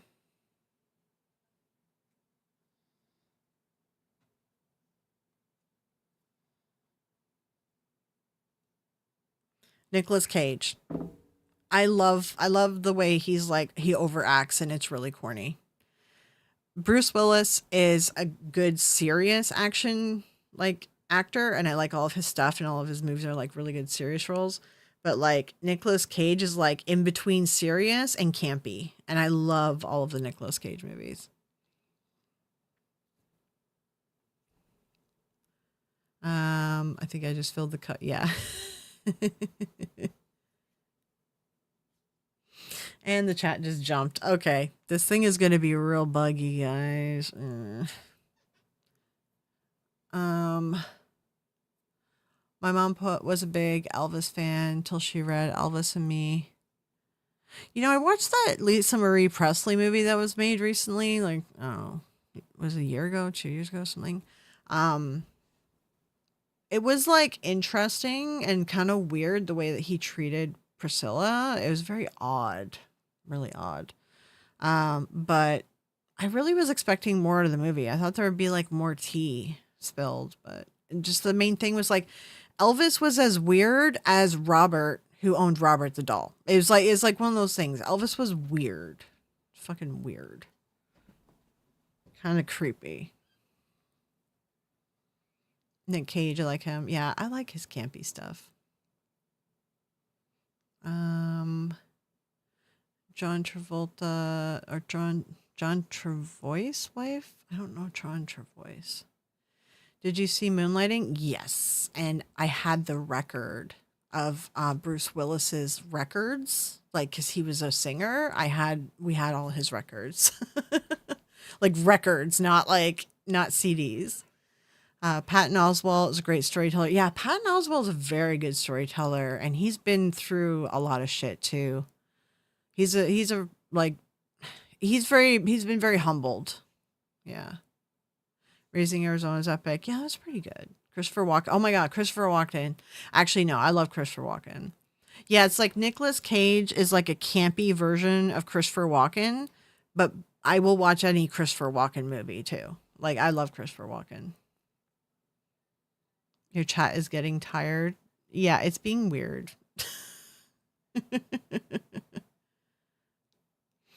um I love moonlighting. Yeah. I remember like I was pretty young. I remember because my mom's really into it, but my aunt was like really liked Bruce Willis. She like had a crush on him hardcore. So like I grew up with a bunch of Bruce Willis stuff always around and playing, and then I just got into it because I really liked his acting as like an action actor. He like kept me engaged in the movies, you know? Um I had that plushy cat and a black cat. I gotta be honest. I freaked out for a good minute, embarrassed myself. Oh, yeah, that's funny. I don't know where the plushie's from. I just thought, yeah, I thought the picture was funny. Yeah, I got a fever, and the only prescription is cowbell. Oh my god, that thing is so. That's the other one. The Frat Pack, man. I will watch any Will Ferrell movie. Like, and a lot of the guys in the Frat Pack, I will pretty much watch all of their movies. There's not many of them I haven't watched. Um, I love all those guys. That little group of friends. I love all their movies and I love all the actors. But Will Ferrell's probably like my favorite. Although I know a lot of people hate him. It's like to me, like if Will Ferrell's in a movie, the movie's always good. The whole movie's good. But it's like the other guys, it's like it could go 50-50. Oh my god, and David Bowie and Zoolander. I love Zoolander. That one was funny. Remington Steele. Oh my god, I remember that. Yeah. Pierce Brosnan. Yeah, he was hot. um I kind of have a type. I like the dark hair and dark eyes. So if they had that, then I was usually into it. Yeah, I'm actually obsessed with Elvis. He's just crazy. Why he was so idolized, fascinating. He was weird. He treated Priscilla like a weird doll, and she was underage. Like the movie, I recommend watching it. I think that they could have done more to make it a little bit more engaging of a movie. But like just the story, like her age and when he started like dating her, kind of like yeah, he didn't like sleep with her until they got married. But like he kind of like grooming a dog. You know what I mean? The story is weird. Elvis is weirdo. Like after I watched that movie, I was like, all this stuff is accurate information too. I'm like, if I think back on it and I'm like looking through it, I'm like, yeah, Elvis is weird. And then when she had a baby, like he wouldn't touch her anymore because then she was a mother in his eyes, and he had a weird thing about that, which just made him even more weird. Like Elvis was creepy. The movie Elf was horrible. Yeah, I don't really care for Elf, but I don't really care for Christmas movies and Christmas stuff. I just don't like Christmas is okay, but I just hate the writing or something. Like it's always like it always has the same ending and it always has the same lead up. I don't really yeah, I don't really like Christmas stuff. It's always the same crap. Or those like Hallmark Christmas movies. Oh my god, they're so stupid. It's always the same story. That's what I think I hate about it. Will Ferrell isn't my top actor. Will Ferrell's just up there. Like, if I want anything comedy, like I'll just watch anything he's in. Yeah, Elvis had a penchant for barely legal. Yeah, exactly. Yeah, Elvis was creepy, man. Pierce Brosnan was in a horror movie, but I can't remember the name of it. I used to watch all of his stuff too. Like if I saw him in something, I would actually watch it because I did actually really like the actor. I remember watching stuff too where like he was gone out of the scene for a while and then he showed up and he's like really old, but still he's like a very distinguished kind of like air to him, and I really like that too. What he brings to the characters. He did everything but the actual act. Yeah, and that's what made it like even like kind of to me kind of grosser with Elvis is like because you're like that's the definition. What Elvis did is the definition of taking your dog to the groomer, if you know what I mean. You know? And it was like bad. Like just because you didn't do anything till you're married doesn't mean that it wasn't wrong. You know what I mean? Elvis was super creepy. The only Christmas movie I liked, big budget, was Krampus. I didn't like Krampus either. Actually, you know what? The only one that I did like is I only like it was the first one. Shit, what was it called? It had did it have Lorelai from the Gilmore Girls in it? I think it was. Gilmore Girls. But then they did like a part 2 and a part 3, and I fucking hated it after that. Her name's Lauren Graham. Okay, let's see. Bad Santa. That's right. That's the only one I liked. Although, what's his name in Bad Santa? Billy Bob Thornton. Billy Bob Thornton's like a 50-50 for me. If I like him in a movie, it's like I really like him as that character and he did a really good job. But then like other movies, he'll like ruin the movie for me. He's like one of those 50-50s.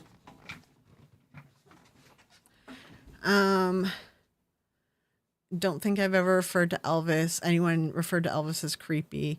He was creepy, man. I didn't realize how creepy it was. Like, I mean, I did hear all this. Like, all this stuff was told to me growing up about her age and how they met and everything. But then when I saw it play out in the movie, I was like, oh no, that's really creepy. That's super creepy. Like, and like, he did that with Priscilla. And then after she had his baby, he's like, I can't touch you anymore because you're a mother now and it's gross. And then I'm like, that is another level of creepy. Like there's something wrong there, you know?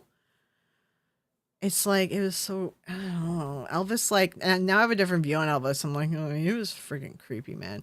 If he was going to be a creepy old dude, that was, he would have been canceled. He would have been canceled because he was heading into that sort of era. He would have been canceled. He actually like is very creepy. I didn't realize it till it was put together on screen, all the information together in front of me, and I was like, oh. 80s detective shows. Yeah, 80s detective shows were good. Oh my god. I know it was really corny, but what's it called? The one where he like would make a bomb out of like a piece of paper and a paper clip. What was that show? That show was really good. I found it really fascinating to watch the randomest stuff that he would make. And I know it's wrong. It was wrong. He couldn't make those things, but it was so fucking good. It's so funny. I enjoyed that show. That one was good. Dude actually gave Alice Cooper a pew pew once and told him to pew pew him, and then threw Alice on the ground, showing him how to disarm someone. I mean, it was Elvis. You couldn't say no. Did he do that with him? Ooh. Off to bed. All right, Little Miss Mayhem. Have a good one. National Lampoon's Christmas Vacation. Actually, yeah, that one I did watch. Like, yeah, that one I would watch over and over. That was often on, and it was funny enough that like I was into it. Yeah. But yeah, for the most part, I don't really care for Christmas stuff, like Christmas movies. Like I like going to Christmas dinners and seeing friends and family. I just hate the like constant barrage of the music everywhere you go. It's in all the stores. It starts in like November 1st here in Canada. It's in all the stores. It's on all the radio stations, and it's doing it for like 2 months. And it's just like it's everywhere. MacGyver, that's the show. I love that show. Yeah. MacGyver was so good. Alice Cooper talks about an interview. Okay, I'll have to look it up. Because like after I watched that Priscilla movie, it's funny because I will tell you, I probably would give the movie like a 3 out of 10 because it was very slow and like it was hard to keep your attention. They could have done better with it in that sense. but the movie was very eye-opening because it played out the chronological story and showed you how he was telling Priscilla what to wear, how to look, and like dressing her up like a doll. It's really creepy. Um, and that movie was very eye opening because, and I knew all that stuff is true, and I already knew that stuff going into it, but it's just like you didn't really put it together how bad it was, you know. The squirrel scene is worth the watch. Yeah, I like the. It is the National Lampoon Christmas one where like they're like cousin or uncle or someone shows up with the trailer and they're like trying to like put their sewage somewhere. That scene was fun. Okay, sometimes I find poop jokes funny, and that stuff was friggin' funny. It was so bad. I work retail. Mariah Carey. Oh my god, Mariah Carey. Freaking hate her. Like just because of Christmas. Like I can't stand her. I don't want to see her face ever. Like because yeah, I worked retail for a number of years, and I just the Christmas music, man, I hate it so much. But like, I'd rather just see friends and family and not have TV or music on, and just like sit at the fire and talk, and hang out. Like, I mean, have music on, but just not Christmas music, for the love of God. MacGyver will take you out with the power of arts and crafts. Exactly. I found it really fascinating when I was younger.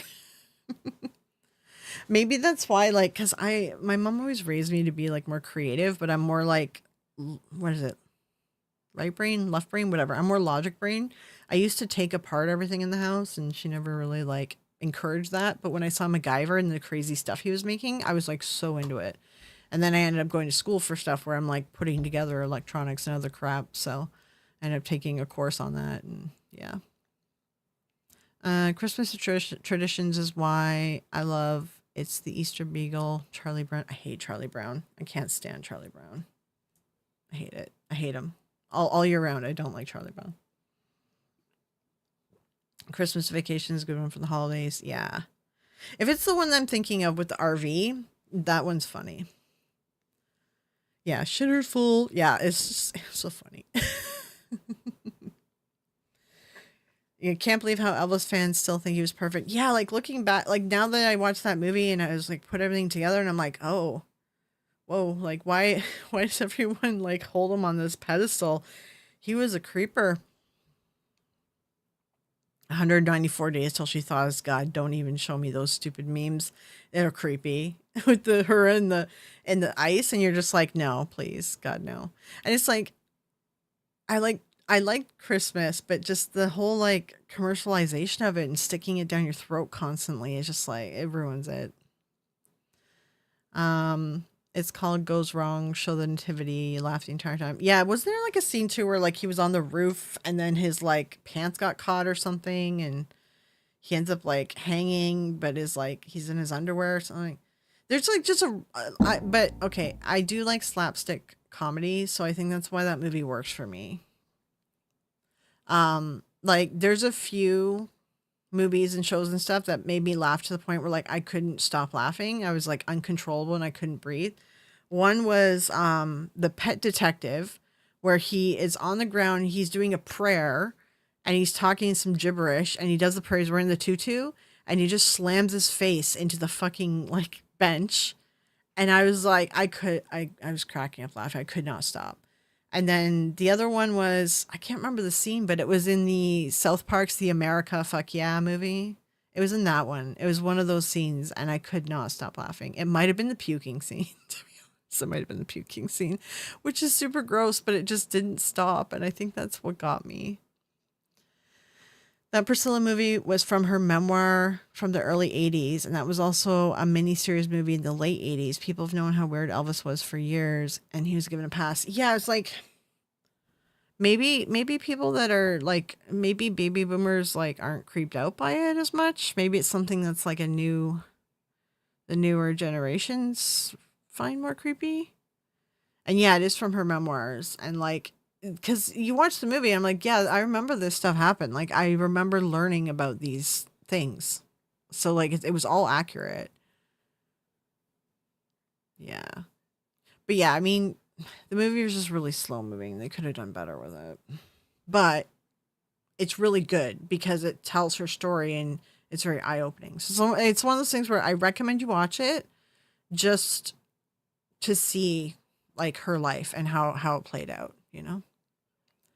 We already got in the Halloween stuff at work and the pumpkin spice candles. I don't mind that, but that's also because Halloween's like my favorite time of the year. And like during the Halloween season, I can get like a bunch of cool decorations for like $1. Whereas if I try to buy something creepy any other time of the year, it's like $20 for decoration.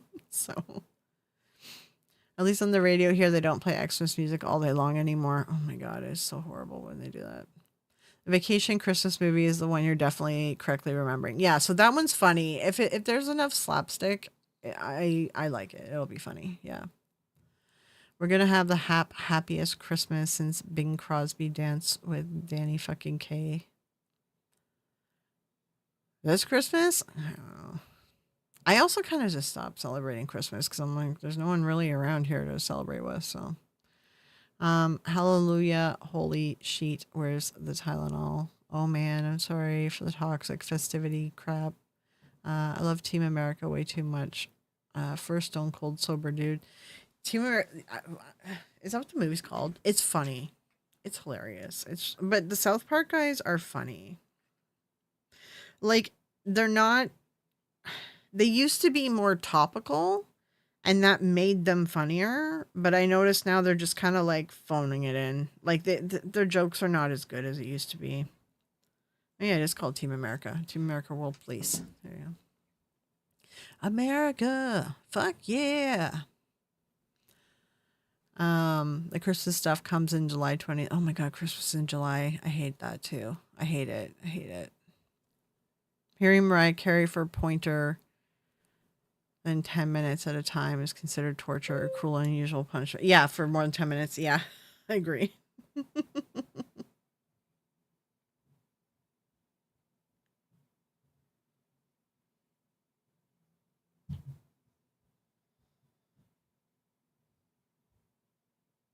Sorry, I'm just reading an email from Ben. Hold on.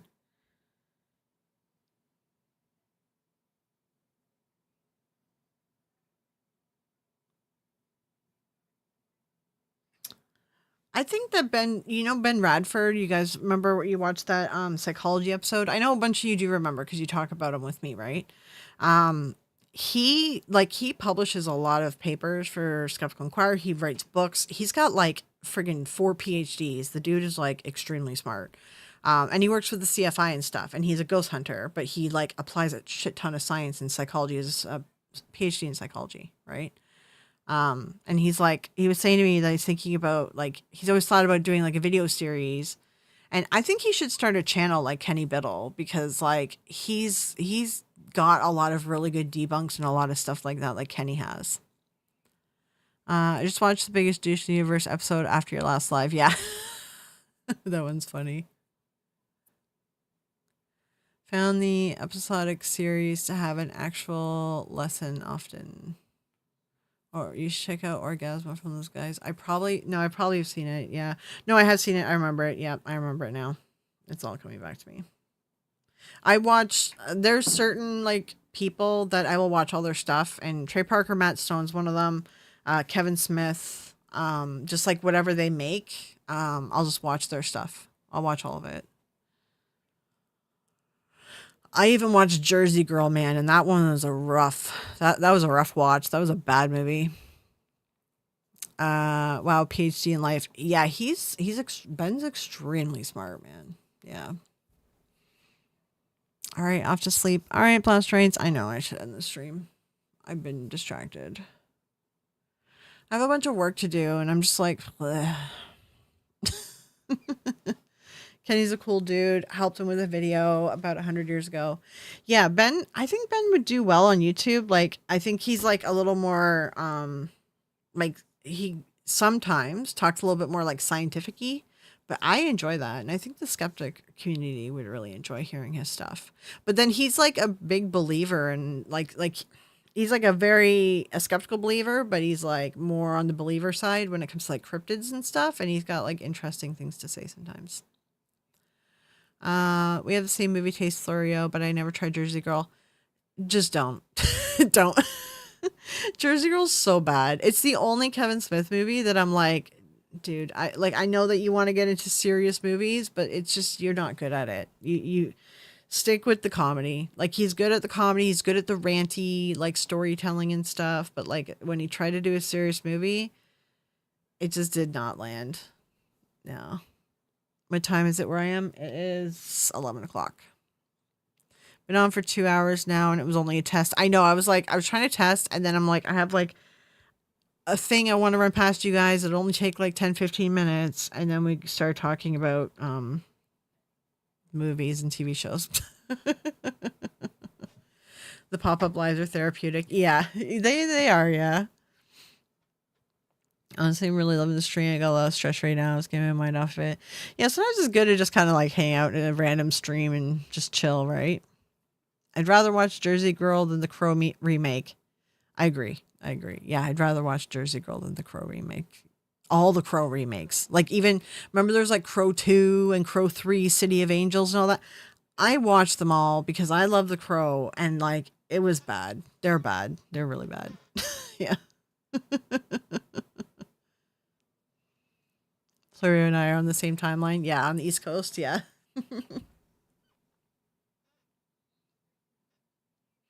Yeah, it's like just watch the Crow one. And same with like the Matrix. Like I'm like, if people have never watched the Matrix, I've told them like just watch the first one, don't watch the rest.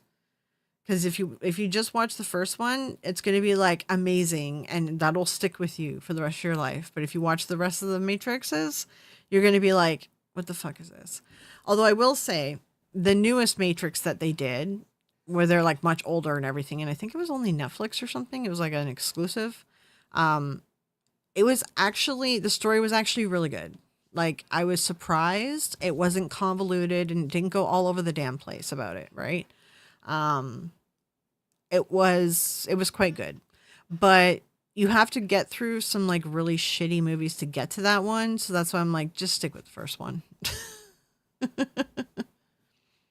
Another root canal to see the Crow remake. I'm I have really bad anxiety and PTSD with dentists, so I'd rather watch anything than go to a dentist. Last time someone did a live test, Lori was with me too. Coincidence, yeah. Yeah. I watched The Matrix. Yeah, like the first movie's great. Just stop at the first movie. Don't watch the rest. The first movie's really good. Like I remember watching it, leaving the movie theater because I watched in the theater, and I was like, "Wow!" I'm like, "That's gonna be our freaking future." I swear to God. Like, like I was amazed. We were all like gobsmacked, right? There's only one guy that was the Crow for me. Yeah, same here.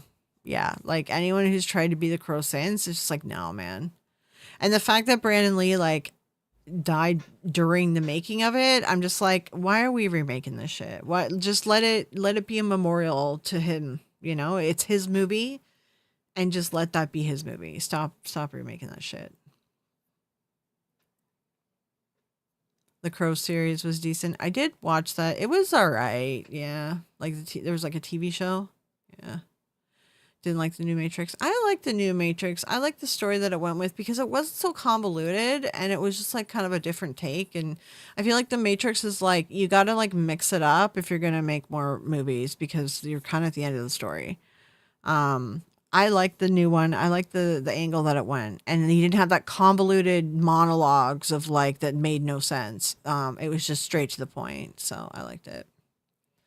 Yeah, I have a bunch of teeth in the front of my mouth, which when I talk, sometimes you can hear like a whistle, and it's um I cracked a couple teeth, like the top of them off or something. Like when I was chewing, my top tooth like it slammed down on my bottom tooth, and this has happened a few times, and now like there's actually a couple pieces, there's pieces missing from two teeth, and I got to get them done.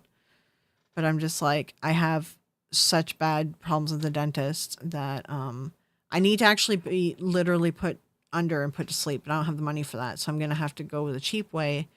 And dentists won't work on you if they know you have anxiety, so I'm gonna have to like go to my doctor and be like, hey, can you give me some like anti-anxiety meds so I can see the dentist. And then I have to try to lie to the dentist and convince them I don't have anxiety, or, it's like a whole thing. I'm banned from like many dentists here because of my anxiety. It's bad. I get really bad with it. I think our future is going to turn out like Wally. Yeah, I could see that. Actually, well, Wally, I would say, is the second contender. Our future is already happening, and I think it's going to turn out like Idiocracy. And if you have not seen Idiocracy, you need to watch it because we're literally living the timeline of it. We are. It was the prophecy. Like I've always said, what's his name that does The Simpsons? I'm like, I swear to God, if anyone's psychic, I'm pretty sure it's him. Matt Groening, is that it? Because the shit that he like puts out fucking comes true all the time. like it's so weird. Idiocracy, like there's scenes of, if anyone's watched it, the scene where like the president, who is a actor, reality TV star, right, in Idiocracy, and he's got his pew-pews and he's holding them up, and like there's like flashes, like there's like pyrotechnics around him. People have taken that scene and pasted it beside the Tesla douche with his chainsaw. And I'm like, oh my God. It's like the same fucking scene. It's the same scene. It's so crazy. You got to watch Idiocracy.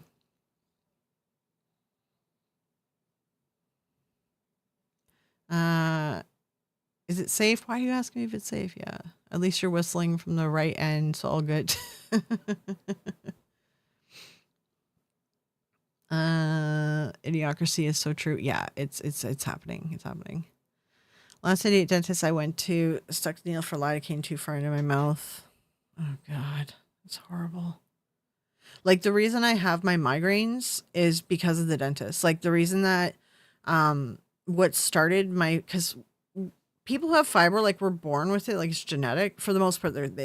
They found there are some people like, anyway, for the most part it's genetic, but it's like dormant, and like you'll have little things but you don't really realize, and they don't really hit you very hard, like growing up and whatever, you don't really realize, and they're not really like anything that holds you back, right?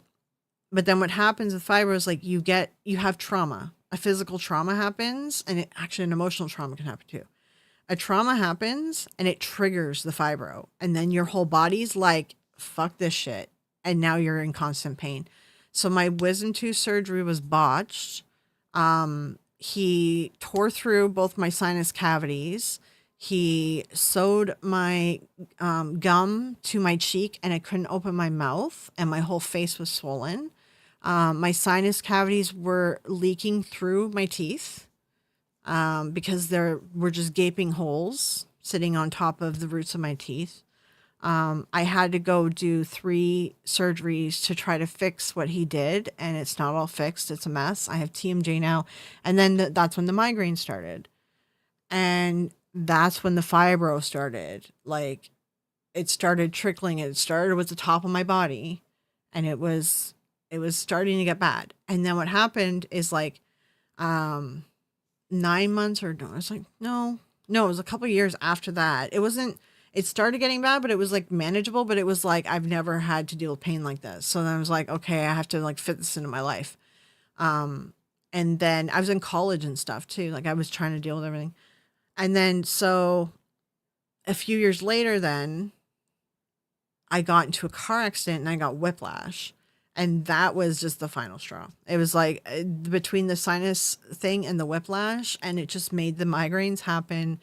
I get the migraines like every day pretty much. Like, I might get one or 2 days off a week of a migraine. And it's been like that since 2006. And it started because of the wisdom tooth surgery. It's mainly the wisdom tooth surgery that started the migraines. And then the fibro started kicking in small, slow, but the car accident put it over the edge with the fibro for sure.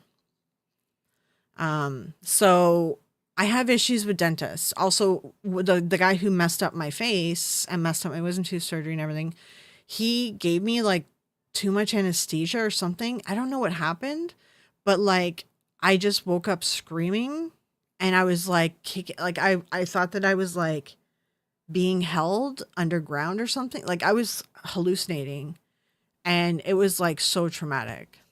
It was like it was horrible. Um you have a weird resistance to Novocaine. Yeah, I'm not resistant to that, but you laughing gas doesn't work on me. If I'm You have to put me out completely, because if I'm slightly out, like if I'm out of it and I don't have my faculties, I will start attacking people. And I went to go get my teeth fixed because I had a really bad tooth, and I went to go get a tooth fixed, and they told me that they were going to put me under fully. They didn't tell me it was laughing gas, because if I knew that, I would have told them it's not going to work. And then they did laughing gas, and I started attacking them all. And then they made me pay for the laughing gas. It was still $700. And I'm like, why am I paying for this? I told you I need to be fully under. So I've had a lot of problems with dentists. Like I've had a lot of botched things and a lot of like crappy dentists. So I have like really bad anxiety with dentists, and they like, yeah. So I really do struggle to get into the dentist. Um, so at the time when that happened, I did lose my job, and I lost my profit sharing because I quit. I couldn't function.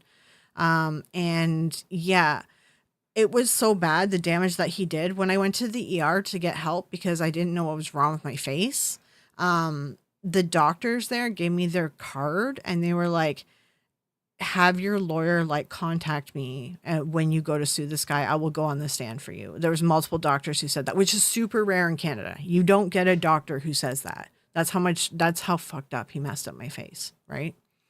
But at the time when this happened, it was impossible to sue a dentist or doctor in Canada. It's still very difficult, but there's now law firms that do handle it. But at that time, there's not a single law firm that would handle it. I called probably like 300 law firms, and none of them would take a case because they didn't want to do doctors and dentists case, because it wasn't worth losing possible clients. Because if you sue one dentist in Canada here, if you sue dentists, they're part of the dental college. So if you sue one dentist, that means that you can never have a dentist or anything dental as a client ever in your law firm again, because it's considered like conflict of interest. So none of them want to take cases that are dentists or doctors because they make more money off the dentists and doctors.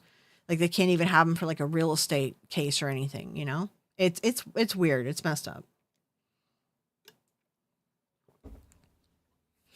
And then I had some high school friends who told me, I had a high school friend, she's a dental hygienist, and I was talking to her about what happened.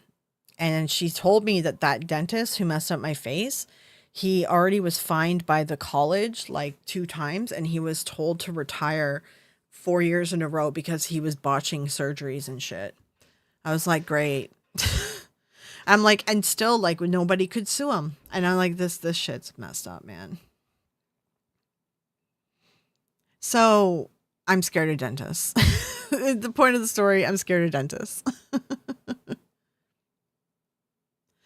Yeah, nitrous. That stuff doesn't work on me. Like it will put me into a twilight state, and when I'm in a twilight state, my fight or flight kicks in, and I don't control it, and I will fight you. I will kick you, and I will punch you, and I will bite you, and I will attack you. I will find weapons and go after you. Like you can't try to hold me down or restrain me if I'm in a twilight state. I will attack you. And they didn't tell me that's what they were doing, because if they told me that, I would have told them I'm going to attack you, and I did attack them. Yeah, walk around low grade migraine every day. Don't feel like much. Yeah, like I have a low grade migraine most of the time, and then it's like when it gets bad, it's like yeah, it's always there. Like I have a low grade migraine right now. I can feel it, but I'm due for my Botox. The Botox is actually really helping. So I'm really in my fucking Botox. But that's next week. Fingers crossed. It's like an acid trip with pain and vomit. For what, nitrous? Man, nitrous is like, you know those stories where they give like what's that fucking thing that they give to people that makes them go crazy and makes them super strong? It's that street. I don't know what you can say on fucking YouTube. The street club drug, not club drug. Um, what's the name of that thing?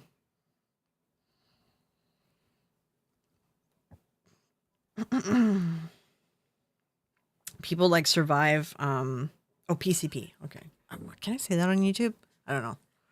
You guys know what I'm talking about, right?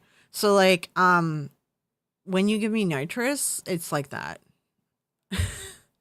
I'm like I'm like really strong suddenly and I have no control over what I'm doing. I'm not aware of what I'm doing. And you can't stop me.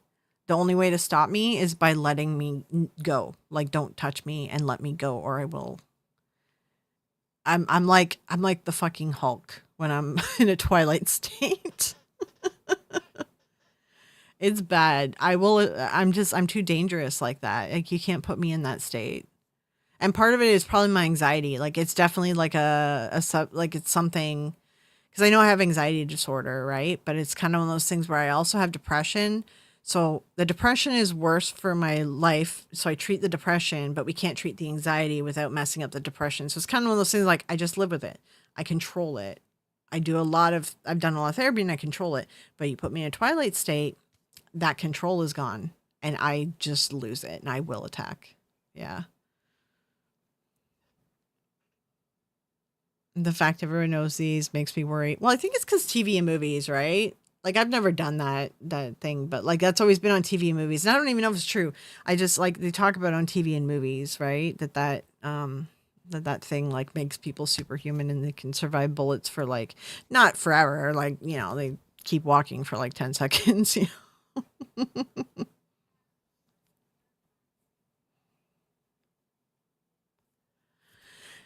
PSA: Don't do stuff with flirt. Yeah, I'm okay. It's like it's one of those things where like one day I do want to try like I don't know if you can talk about this shit on YouTube. I want to do like the spiritual, not ayahuasca, God no.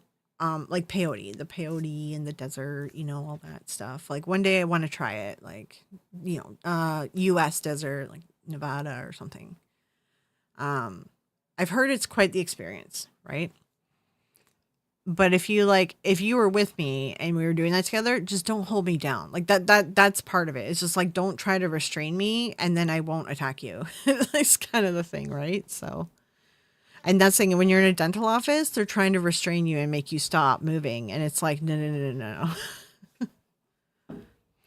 I laughing gas once and screamed bloody murder in dentist office. They had to go and close the door and tell his clients everything was great. Yeah, it was bad when I attacked them, and I was like, well, you guys didn't tell me that that's what you were doing. I would have told you I would attack you if you told me that, right?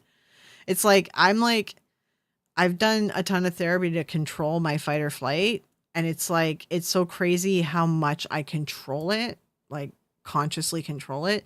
And two, like I don't really drink much. I don't really like do like, like here it's legal to smoke weed. I don't, well, also I'm allergic to it, but I hate the way it makes me feel. I don't like losing control of myself. And when I do, I like lose control of that fight or flight. And I think that's part of it. Yeah. Peyote had to do it in my tribe. This thing, like I've heard, like you can find like an indigenous that person that can kind of walk you through it and like have a bit of an experience.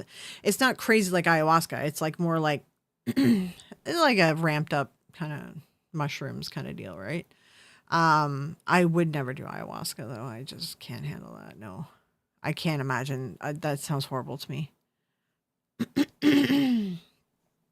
Yeah, that's the thing. I mean, me and like KK and Danny and stuff, we've talked about doing the desert peyote thing, and we're gonna bring some of our friends to like be the babysitter to make sure that make sure that we're not getting taken advantage of and make sure we don't wander off. We have a plan. We want to do this one day in our life. This is like an experience we've talked about that we're for like years that we're like we should do this, and we actually have a plan, but we're never gonna do it because we're just talking about it.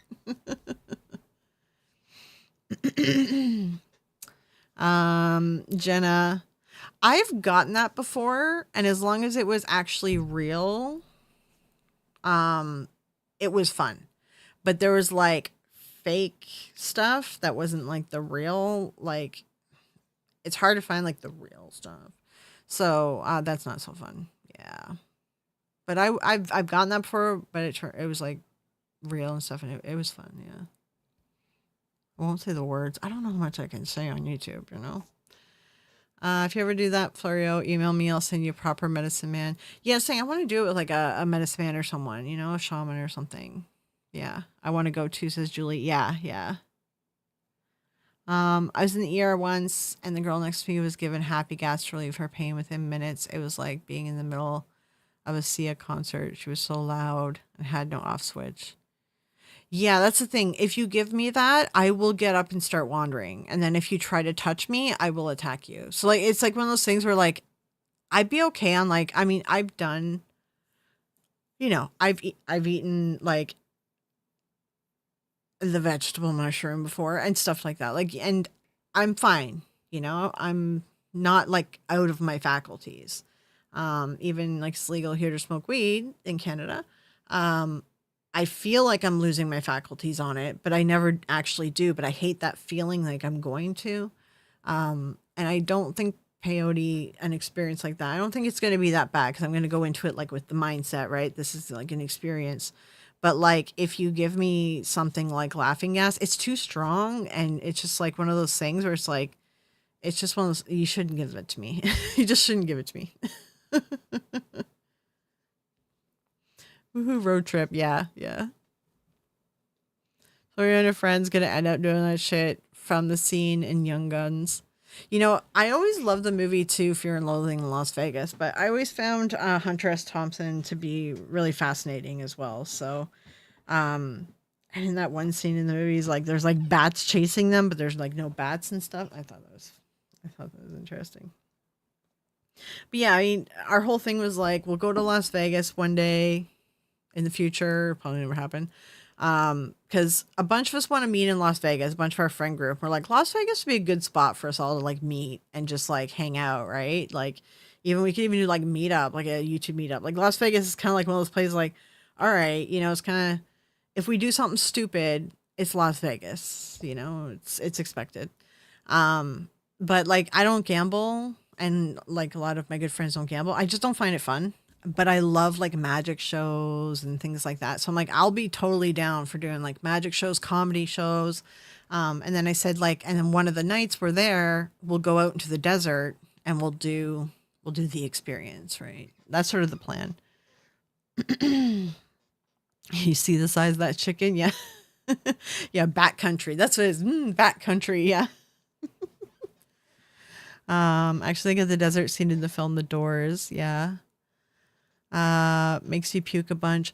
Well, it doesn't if you like dose right. And that's the thing, I don't want to like puke, and you can dose it right. Cause I know I've been with people who went through the experience. Like I've been with them while they were, and it's just about dosing it correctly. So, cause I'm not looking to get like messed up. I just want a fun experience in the desert.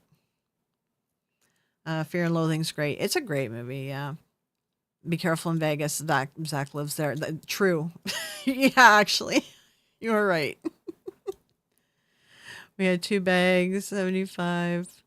Uh, Half full. Oh yeah, yeah. That's from the movie. Yeah, yeah, yeah. I love like he opens up like the friggin' briefcase, and it's just like all party favors. It's just like, oh my god, dude. Like what, what is going on? The time I puke was because I took a handful of buttons and not the one or two. Yeah, it's about the dosing. It is about the dosing. Because I mean, you can make yourself puke too, like on if you eat like too many mushrooms and things like that. I've puked on weed before too. Like it's just about the dosing is all. Screamers. Oh yeah. Also a quart of tequila, a quart of rum, a case of beer. Yeah, right. Dude, those guys were like getting fucked up there in Fear and Loathing in Las Vegas. Yeah, like I used to eat the mushrooms a lot, all the time. Uh it was great. I always had a fun time, like, cause pagan and stuff, and I would lay in the dirt and connect with the earth, and I loved it, right? And then one time I did it. All the times I ever did it, I was outside and I had freedom. And then one time I did it, and I was stuck in a car, and we drove into the middle of the bush because, as we do in Canada, um, and it was just like the radio station, like the radio had green light, and like the green light was creepy and I was trapped inside a car, and then suddenly I started seeing like dead bodies and stuff in the forest, and ever since that I can't do that anymore because I always have a bad trip now, and I'm like, it ruined it for me. The key was I should have never gotten in something that with a roof and walls. Like that was part of the issue. Canadian YouTuber talking about doing that in the desert. I mean, if I do it in the desert, it's gonna be the U.S. because there's no fucking desert here. But it's just something we've wanted to do, but we don't really have a plan or anything. It's just like we created a plan, but we have no idea how to make it happen. It was only a matter of time till we got into the ether. Yeah. Yeah, I don't condone the use of anything. I have no idea if it's bad to talk about stuff. I'm not really sure how that works on YouTube.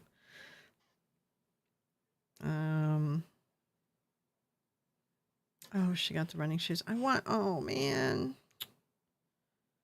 I couldn't afford those shoes, and the pink and black ones are gone now. And she's rubbing it in my face. KK, sad.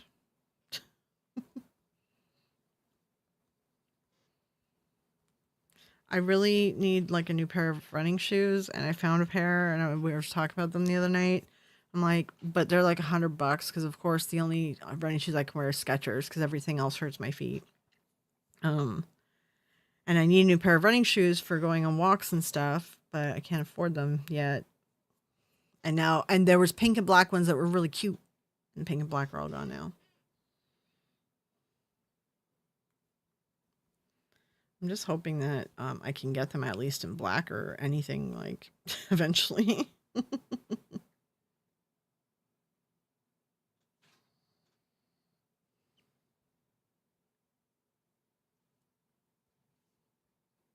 Hold on, let me see if I can find them. I can show them to you guys. I forgot I have a screen in front of me. Where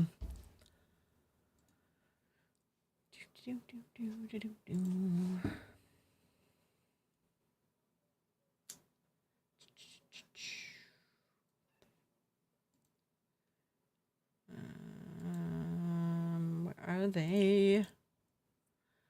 And then I don't want to dox myself. I'll just take a picture of them. Hold on.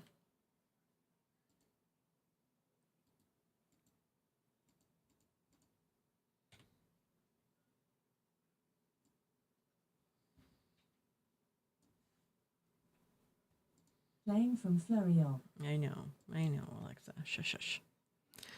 Window capture.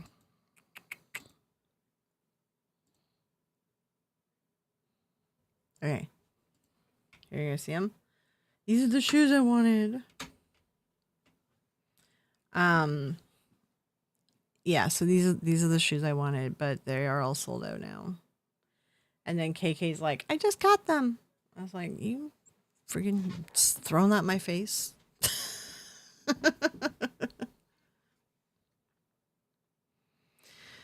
I've tried every type of shoe, stuff that's even more expensive than Skechers, and they all hurt my feet. Skechers is the only one for like running shoes that doesn't hurt my feet. My feet are size 11. I'm tall. My feet are big. I have size 11 feet, but my feet are really skinny. So I can't wear men's shoes. I need to wear stuff that's very tight on the foot. And the Skechers is like the only thing that does that for me. All the other shoes are too wide and like they don't fit right.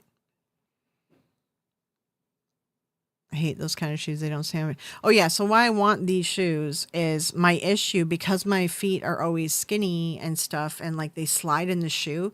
Skechers like is the closest thing to be able to hold my feet like in properly, but still the ankle is always too wide. So then my ankle rubs, and I like to go for like walks for like an hour or two, and man, the fucking pain, right? So I'm like, I want to get these because I'd rather walk in something like this with no ankle than to deal with that horrible like hole in my ankle by the end. Yeah, I'm size 11. I have huge feet. Yeah. They're pretty feet though. but they're annoying to get shoes for. It's very difficult to get shoes for them. So yeah, you must be half mermaid. You got flippers. Yeah, I used to swim all the time too. Doesn't look like a good shoe to go hiking. No, I'm not going hiking. I'm going walking. It's mainly walking. I don't really do hiking anymore because I'm by myself in the city, and I don't like. There's certain things that I don't do unless I have someone with me, and hiking is one of them because just in case, because no one's gonna find you. But in my city, there's very beautiful walking paths that are in the forest. Like it's a like foresty area, but it's so busy that if something happened to me, someone would find me. Um, but the hiking I used to do, people will not find you. So I don't go hiking. I don't go urban exploration anymore. There's a lot of things I don't do because it's just, I've always had a buddy system for it. So yeah.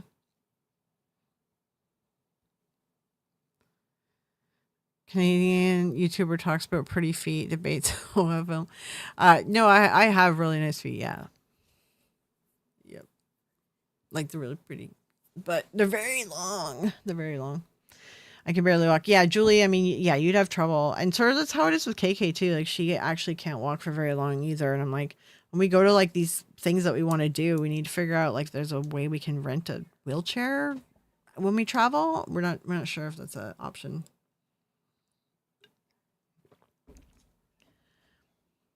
Waits for Devil to blurt out, show us your feet. We raw dogging YouTube with bare feet at 3 a.m. Oh my god. Just drop stuff. A good quality hiking boot might solve the ankle problem. No, it makes it worse. The boots, they dig into the top of my ankle. I need a shoe with a very, very, very low ankle in the back. And it's incredibly hard to find. So now I'm just going to attempt no ankle and take it from there. Now, keep in mind, like, I grew up on a farm without running shoes and stuff. So, like, I can go hiking barefoot if I need to, but it's not safe because, what is that? What is that Archer quote? Hookworms? Hookworms. They go through your feet. Anyways, not just hookworms, but I do worry about like stepping on a needle or something. So I wear shoes everywhere because I don't know the land that it's all on.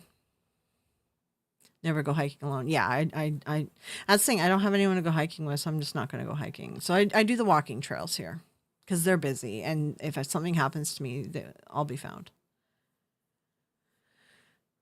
Doing not, then I'm at this point.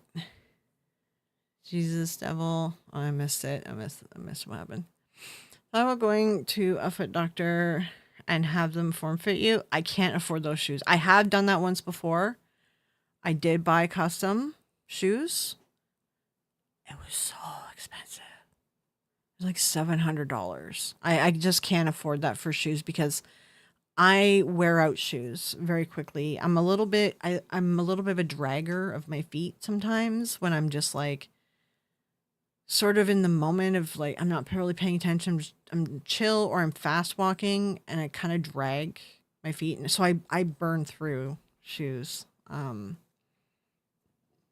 I'm doing walking in them, right? Or working in them or like at home, I don't walk around my house barefoot or in socks. I always have slippers and I buy a new pair of slippers every 3 months because I wear them out very quickly. So because when I'm not really paying attention, I drag my feet.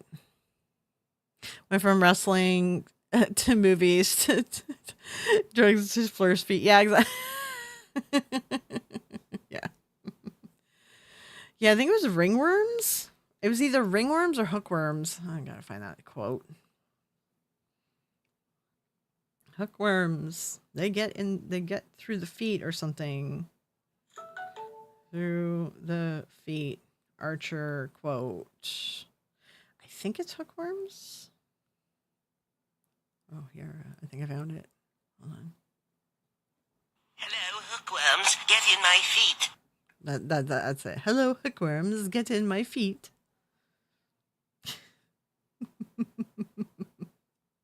I love Archer. That's another really good show too. Um, always use the buddy system. Yeah, it's saying like I don't have anyone here anymore because I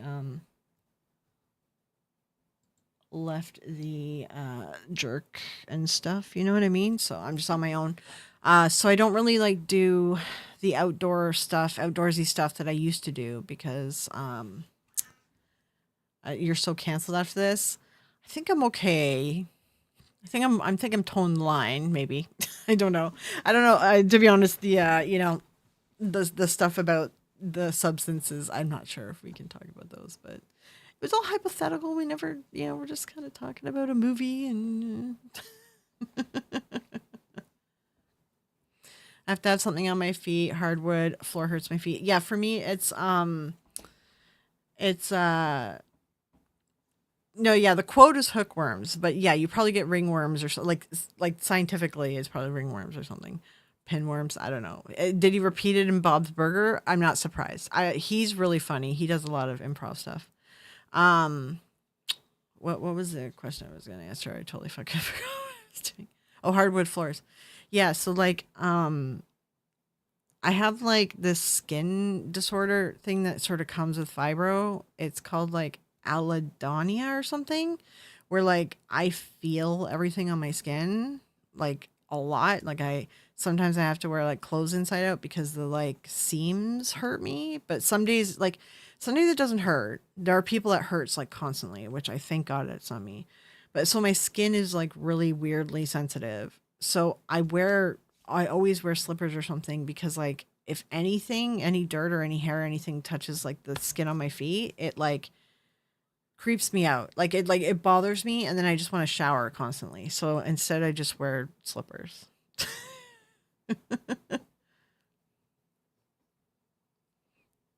Which is why I never go into the waters in South Park. Yeah, that's the thing. Even the beaches here, they used to be really nice, but now where I'm like, we gotta all the water's been taken over by zebra mussels. They're brought in. They're not from here. Like they got brought in on ships and stuff. Um, the water's beautiful. All the beaches are beautiful, but it's all filled with zebra mussels. So you don't go swimming unless you're wearing swim shoes now too. Like you have to wear swim shoes around here. You never used to, but now you do. You're the reason we're gonna get arrested by the Mounties. Yeah, little catfish stays stuck. Oh God, my skin is hypersensitive. Yeah, and it's like there's an actual term for it because, I go for those shots like every 2 weeks, and like, it hurts my skin a lot. Like I react physically and stuff, but I'm like it helps, so I just push through, right? But my pain doctor is always like, I feel so bad. Like it seems like I'm hurting you, and I'm like, yeah, but it's like I'm taking this pain because it's gonna relieve the other pain later. It's like it's one of the lesser of two evil things. We're full circle back to the original conversation. Lesser of two evils, right? So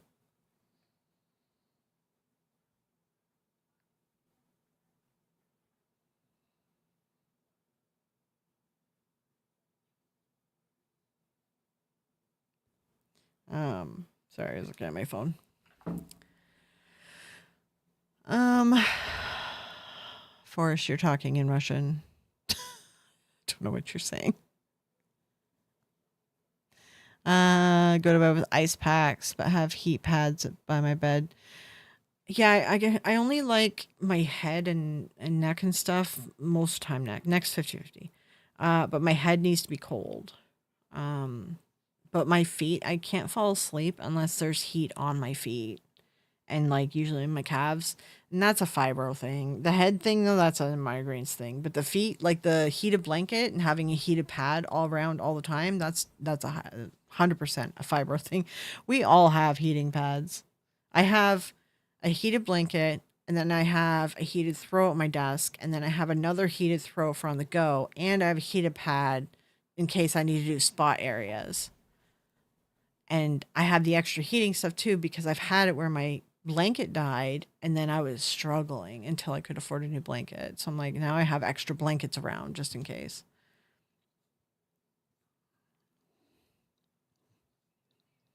Funder shoes, yeah. I can speak Russian, but I can't type it on this keyboard. Okay. Wish I could get Botox for my headaches with money.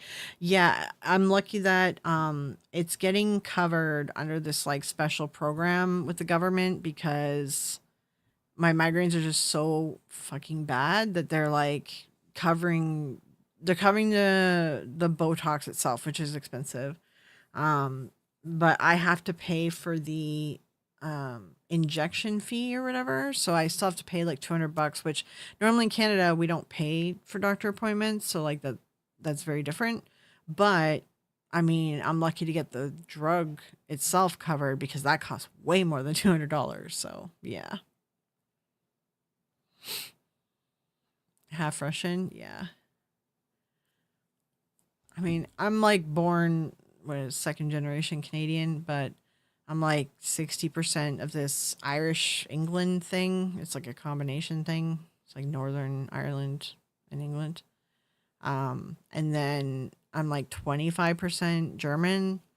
For my grandma, she was like 100% German, and I spent like 15 years in a German family too. So I feel like even the culture I've become more German. And then I'm like a little bit French, a little bit Russian, a little bit Netherlands. Like it's like the rest is kind of made up all over Europe. So yeah,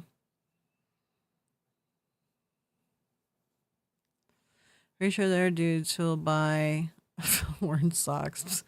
I mean, maybe once I get to like millions of subscribers on YouTube, maybe. Irish and half Cherokee. Don't ask how that happened.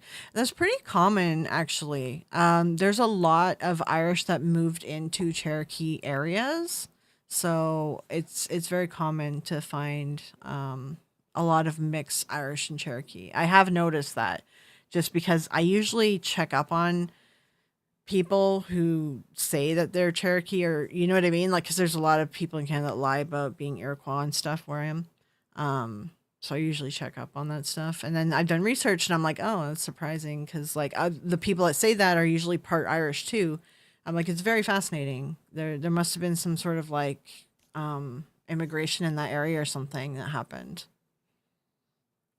It's interesting. I do like those odd things that you find out when you start looking into someone. I'm the byproduct, yeah. It's pretty easy to say how it happened. Told by the first bear. I'm Eastern, all Eastern Black European. Yeah, like our we're Viking blood. We look like Viking fucking blood. We definitely originally like came from the Viking ancestry, and we do have it in when I did the DNA testing. My whole family is very tall, very big boned. Um, Big feet. No, we're very tall. Like my one cousin is like 7'5". Like our family is tall.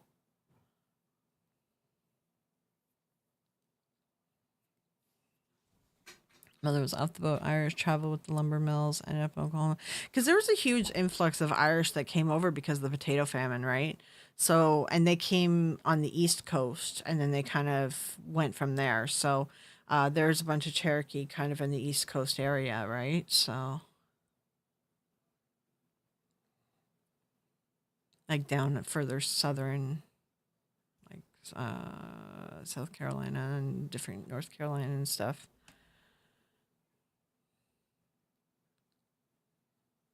Grandfather walked the Trail of Tears, was 100% Cherokee, documented when he got to the reservation. My father's Irish. Yeah, I think that there was a huge, because people didn't like the Irish because they came over and they were like poor, I guess, right? Like it's so stupid.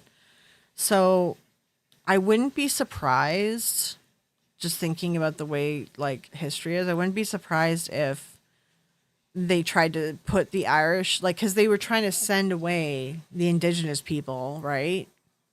It's horrible, but that's what was happening. So I wouldn't be surprised if there was like the Irish, they were trying to send them out of sight too, you know? Um, Fleurs, Amazon. Yeah, the women in my family are like that. Yeah, but we all like slouch because we're like, it's like a thing when you're a tall girl, like you end up slouching, and then I have lost like a few inches because all my discs and stuff gone, but still pretty tall. Great grandfather was on the trail, got some horrid tales told, passed down to us. I eventually did the research where they started and ended and walked it myself. That's really fascinating, yeah. Canadian YouTuber out as Amazon could be Wonder Woman, film at 11.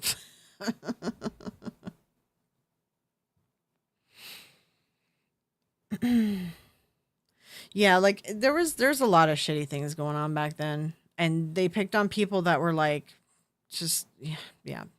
It's like if you didn't come on the Mayflower kind of thing, like you were like trash essentially. I mean, they kind of still act like that in Connecticut, some areas of Connecticut, you know.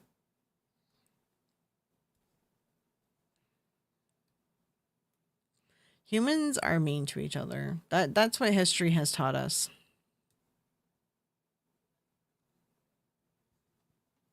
I think I'm 5'8" now. We're like five between 5'7" and 5'8". I used to be like 5'10", but I have degenerative disc disease, and that started like my herniated discs and everything. But now I like pretty much don't have any discs left, and the pain has stopped, and that's great. But I did lose some height, and then I gotta just keep an eye on things because you need to make sure that your spine doesn't slide and stuff like. I still have a little bit of discs left, but it's not. The pain has stopped. It's worn down enough that the pain stops. Yeah. I still have discs though in my neck that haven't like worn down. There's some that have, but like I have a ton of herniated discs in my neck, and that's from the car accident. Yeah, after I got my disc done, I'm 5'11" now. Yeah, like mine have just kind of like deteriorated over time, which the pain stops once they're gone. But you're more at risk of that hole getting filled in your spine, and like it can risk having issues with walking, right? But so far I've been okay. There were signs saying no Irish wanted in taverns back then. Yeah, yeah. And they had trouble like, blending because of the accent. Like people could clock them really easily. So the devil was an angel, was forced. Just make sure you're the right one. Oh, I missed it. I turned wrong way, filling up the coffee maker, and popped two discs out. Yeah, I herniated my disc. The first time I did it, I was grabbing the sheet on the bed and just like I just flicked it to like, you like flick the sheet out to make it flat. And I was like bedridden for like 4 weeks. It was bad. And then after that, every time my disc went out, every time a hernia disc or something went out, it's always when I'm doing something not strenuous. Like, it's like you just turn a corner and then your back goes out, right? It's like I still have those little like I still will have them sometimes. I'll have like spasms and stuff. But it's like my discs are pretty worn down, so I don't get bedridden as like long or as bad. Sometimes it's only for like a day, sometimes it's for like 2 days or something, but it's not.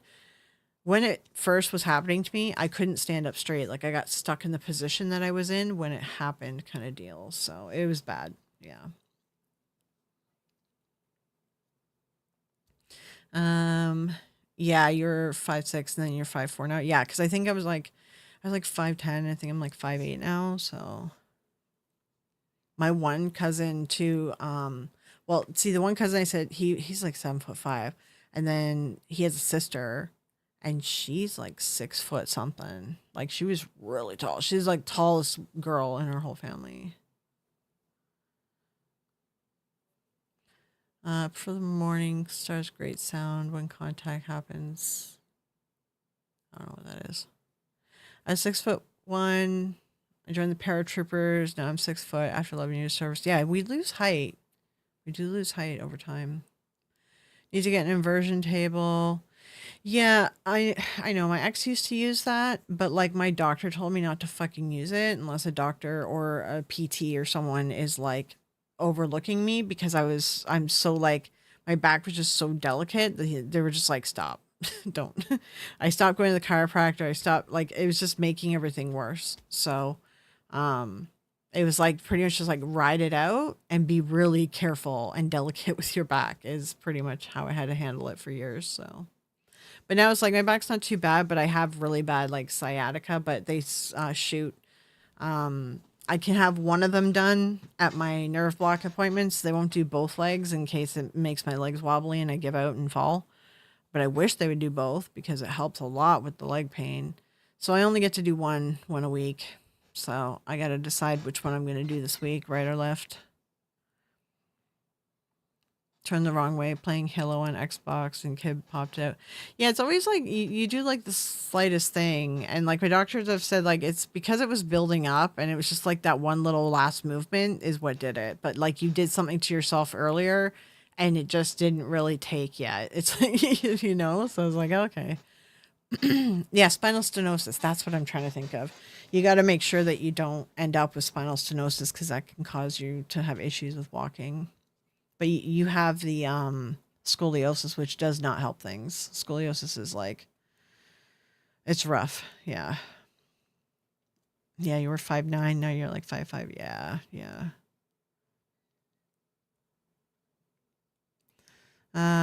Here's a Creed, great grandfathers, Gabrielle Dumont. I don't know who those people are. I'm sorry, I'd have to research that. Devil, you only need 3 inches in life to succeed. Oh Lord. I got a double discectomy and was out of work for 10 months. Yeah, my friend they tried to do that with and they actually botched her surgery and she like couldn't walk. Like she just started losing the ability to walk. Now she's in a wheelchair. They actually legitimately botched it. Like he admitted it to her like 5 years later. But again, you can't sue doctors in Canada. Like now some recent law firms have popped up, but like it's impossible to sue doctors in Canada. Oh, hey, Crow Judas. You have horrible back pain too? Yeah. Yeah, mine's gotten better because my discs are gone, but I mean, that's not ideal. But the pain has helped. Sciatica is the worst. Yeah, like, and that's the thing, like, I didn't realize that sciatica pain is the leg pain. I've had this since I was like 13 and my doctor always told me it was just growing pains. Like actually before, no, I've had it like for a really long time. And I remember because I went to the doctor all the time and I'm like, my legs hurt so much and I have trouble sleeping because of it. And they like hurt, like they bother me more than most pain other than migraine. For whatever reason, the pain's not as bad, but it like keeps me awake and then I can't sleep and then I start going crazy. And I didn't know that it was sciatica pain. And I just discovered this like last year. I was trying to explain it to my pain doctor because I never really like explained it fully to him. And he's a very good doctor. And I explained it to him and he was like, oh, well, does it hurt in here? And then he was like asking where it hurts the most. And I was explaining, he's like, oh, that's your sciatic. I'm like, I've had this since I can't fucking remember. Make you sign a waiver for, yeah, you got to sign a waiver before any surgery. Yeah. Recently found out what sciatica pain was. I was like, oh, yeah, that's what it was. It's like, I've had this my whole fucking life and I didn't know, this was sciatica, you know. Let me say, is sciatic or sciatic? See, now I'm confused.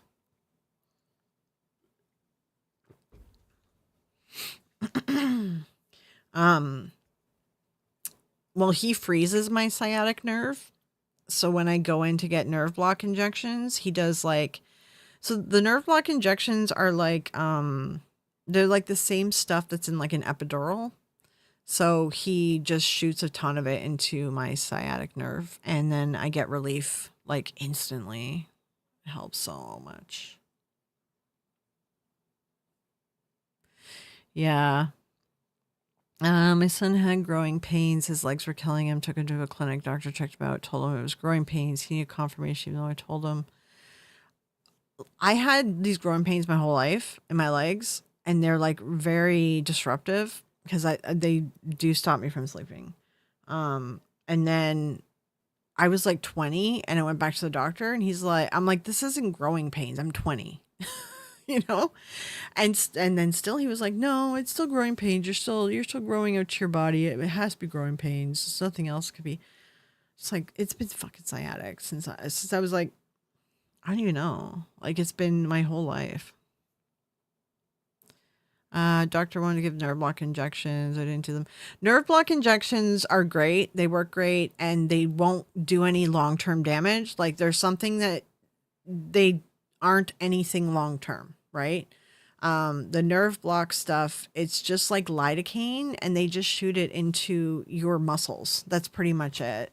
I do recommend if you do it, go 2 times. The first time you do it, you're going to be like, that fucking hurts. But if you go like the second and third time, your body will get used to the needle part going into your muscles. And then you'll just get relief. Like after like the second or third time, you'll feel the relief. You'll understand the relief. Because the first time it's weird because you're like getting needles in your muscles, right? But it doesn't do any permanent damage. It's not, you got to go for the nerve blockers, like not the, there's people in the US that for whatever reason decide that they want to burn your nerves before they try nerve blockers. I'm like, why? Why are they burning your nerves? That is like, you can't reverse that shit. And that causes damage, right? Nerve block injections are literally something that will wear off. They will wear off in like 5 to 14 to 28 days, depending on your body, right? Mine wear off in like about 10 days. It's something that's definitely a temporary thing and it doesn't do any damage. And lidocaine doesn't do any damage to your body. It doesn't hit any of your organs. It doesn't process. Like you can take it into your body and it's not going to hurt you.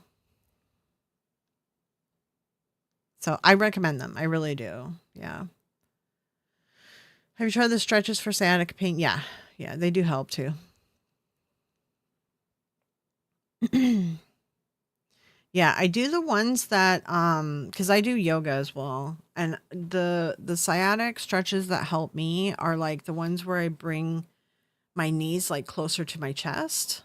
I'm sort of like on, on my side and stuff and I stretch it like towards me. And that one helps me. But if I stretch like my leg away from my stomach and chest, like that causes me more pain. So like pulling it towards me helps the best. Yeah.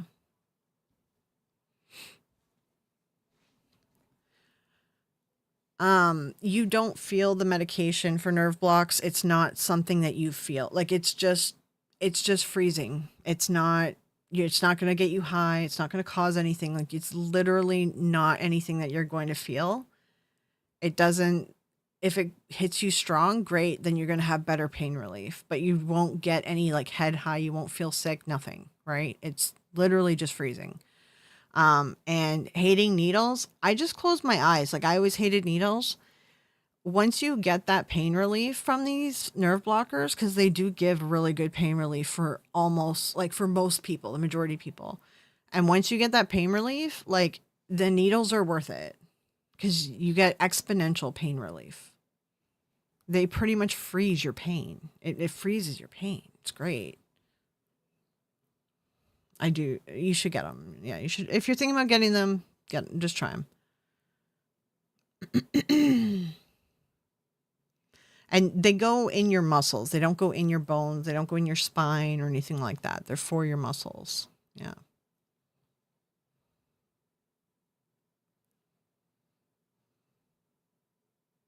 Yeah, not the steroid one. Yeah, don't. There's cortical steroid that goes in your actual like bones and your joints. That a lot of people, it doesn't work well with me. It reacted very poorly. It made my knees worse. Um, so no, not the steroid one. You need to make sure it's the blockers, the one that's like in the cane family. It's like lidocaine. There's a name for it. They all do different like versions of it, but it's like in the cane family. It's literally freezing. So no burning of the nerve and no steroid. You want the freezing. That's what you want. Yeah, epidural, I'm just saying it uses the medicine from an epidural, but epidural goes into the actual spine. They don't do that for nerve blockers. Nerve blockers are in the muscles. It's underneath your skin. It's subcutaneous. It's epidural hurts. These things don't hurt like an epidural does. Trying pain pills after waking up and chicken coop feeling. Want to lead up a rising. Yeah, I mean, they just gave you too strong of a dose. Yeah. I'm on pain pills too, but I'm on low dose stuff, so it's great. They freeze for it. Like, yeah, I do recommend them. And I know a lot of people get scared of them, but like they're honestly, they wear off. It's nothing that does damage to your body. They don't get you high. They're not going to do anything like, and yeah, Julie, for you, I don't think nerve blockers would help you. Like, you know what I mean? Like you're dealing with CRPS or wait, am I saying that right? Nerve blockers tend to not help with that. Nerve blockers are, you have the extreme pain syndrome and just nerve blockers do not work for that. Yeah.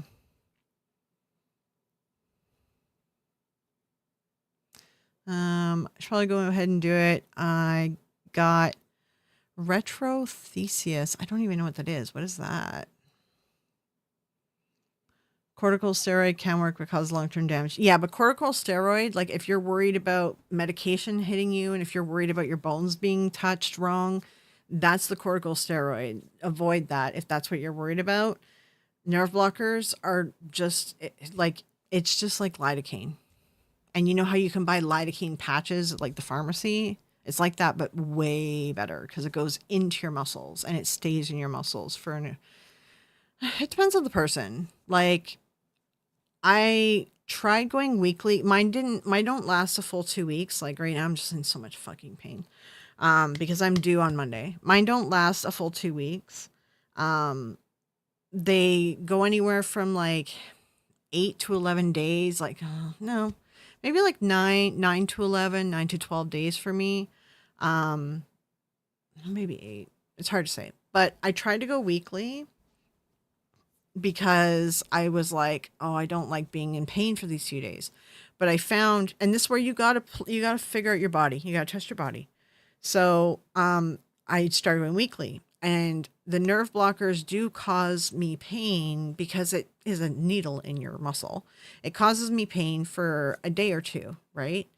Not the day of, but like the next day. So a day or two. So I was like, when I was going weekly, I'm like, well, I'm in extra pain for 2 days every week. And I'm not getting, like I was getting more pain relief if I just go every 2 weeks and ride out those few days because those few days don't hurt as much. Anyways, it's like you gotta really feel your body and do like a pain scale thing and analyze your pain while you're going through it and like record the numbers to figure out what's worth it, right? And that's sort of what I did. It was like, well, if I went weekly, then I'd have 4 days of like, at the time it was like 7 to 8 out of 10 pain for 4 days. No, sorry, weekly would be 2 days. And I was getting pain relief for 5 days. But if I go bi-weekly, I have that 7 to 8, 10, or 7 to 8 out of 10 pain for 2 days in a 14-day period. And then I have like 3 days where I just like, you can feel it's just wearing off and it's not as extreme pain. So you've really got to like, you got to record your body. You got to write everything down. But once you know your rhythm, you're good. You're good to go. It just took me a while to, the injections in the knee is corticosteroid. That is not nerve blockers. Corticosteroids, like I have a really bad reaction to. I like ended up like fainting and then it messed up my knees worse. Yeah, coaches, they do corticosteroids and that's not good to do on a high schooler. Yeah. Retrolithesius. I don't know what that is. It's like when your disc is out of alignment or something like that. It hurts to sit or stand. I mean, that's just like herniated disc, isn't it? I mean, that's what I thought. I don't know. I mean, it sounds similar to like what we had, but I didn't realize there was a word for it. Yeah, the nerve blockers do help. And they're not putting needles in your discs and stuff. They're putting it just in your muscles. Yeah, Julie, like honestly, because like I'm part of a lot of online forums and honestly, it's good to do online forums when you have chronic illnesses and talk to other people.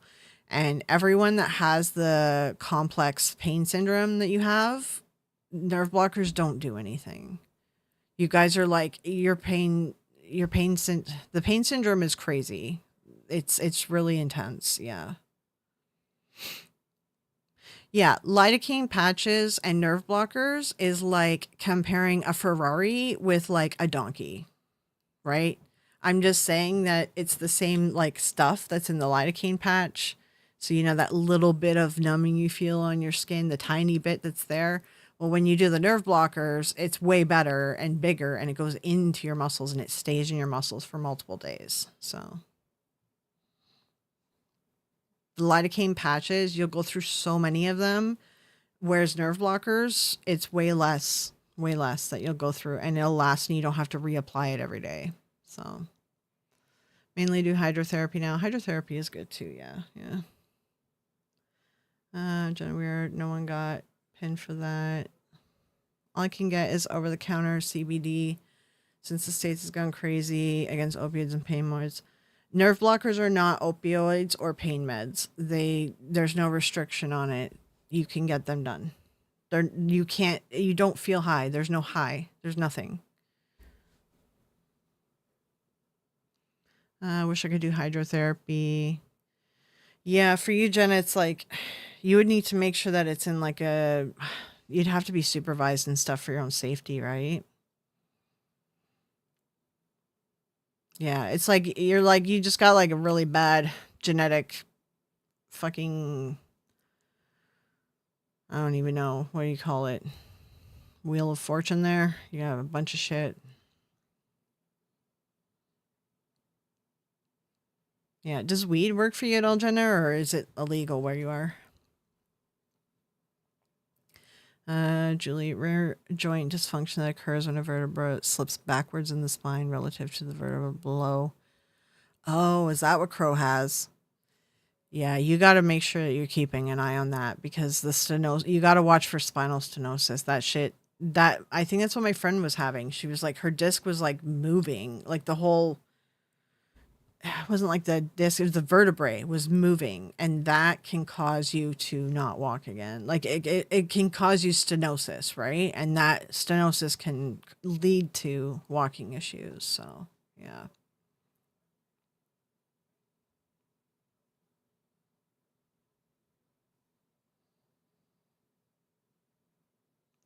Wish I could get oral pain pills.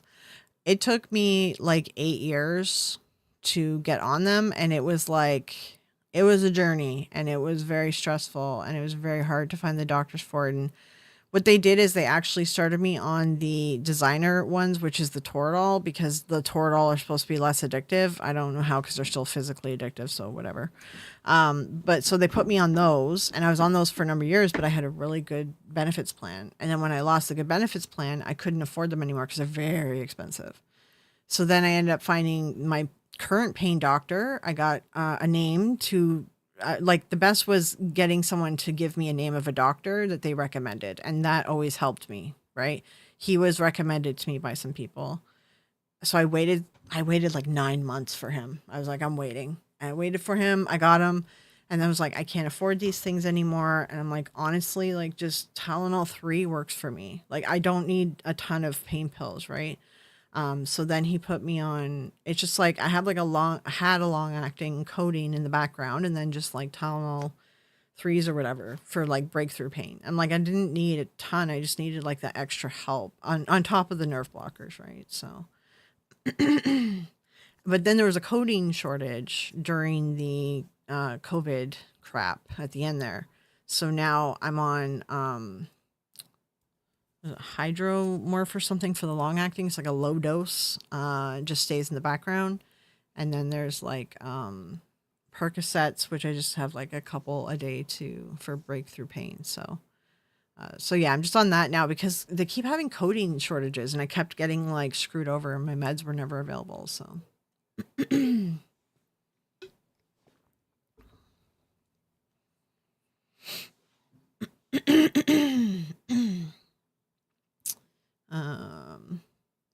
All my joints are toast. Yeah. It's legal, but it doesn't help for the weed. Yeah.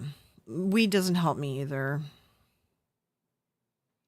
I'm surprised that they aren't giving you opiates. Well, not no, I'm not really surprised. The war on drugs crap has fucked over people that are in pain and need like opiates. Because some people just opiates work really well for some people. Opiates are not normally given to fibromyalgia patients, but there's like it's like 7%, 7 to 10% of fibromyalgia patients. Opiates are the drug that works the best, and that is what works for me. I don't take like high doses, right? Just a little bit. Flexural really helped, but that's more nerve, like that's more a fibro pain thing. It's a muscle pain thing. For CRPS, I don't know. I don't know. It's like you have to do a bunch of like you have to take a bunch of risks and like try different things with that syndrome. It's really sad because like there isn't a cut and dry option. It's you do have to try a bunch of crazy shit. I know people have had it and it's a struggle. Yeah. It took me a long time to get any pain meds, which is depressing. Yeah, like, and that's the thing. If I wasn't in Canada, like if I was in the States, there's no way I would have found a doctor who was willing to do it. And the UK is even harder. Like if you're overseas, like just forget it. You're never, ever, ever going to get it. In the US, you have a chance, but UK, no.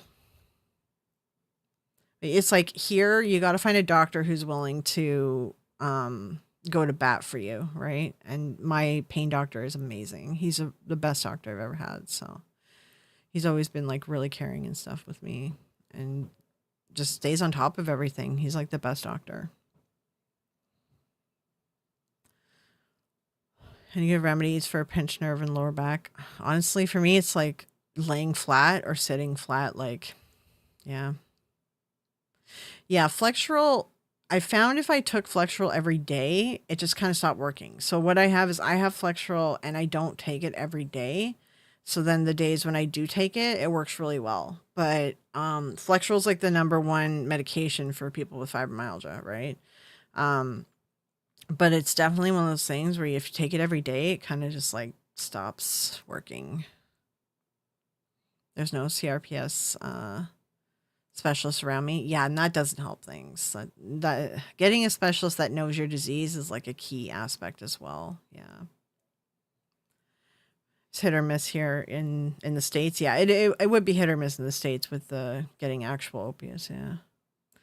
Being in the States, if I wanted those meds, I'd have to take military file over to get, yeah, military. I think honestly you guys have like a better chance of getting them, to be honest. But in the States, I would say like try the tor is it Toradol, tramadol, sorry, that's what I meant. I don't know if I said tramadol earlier.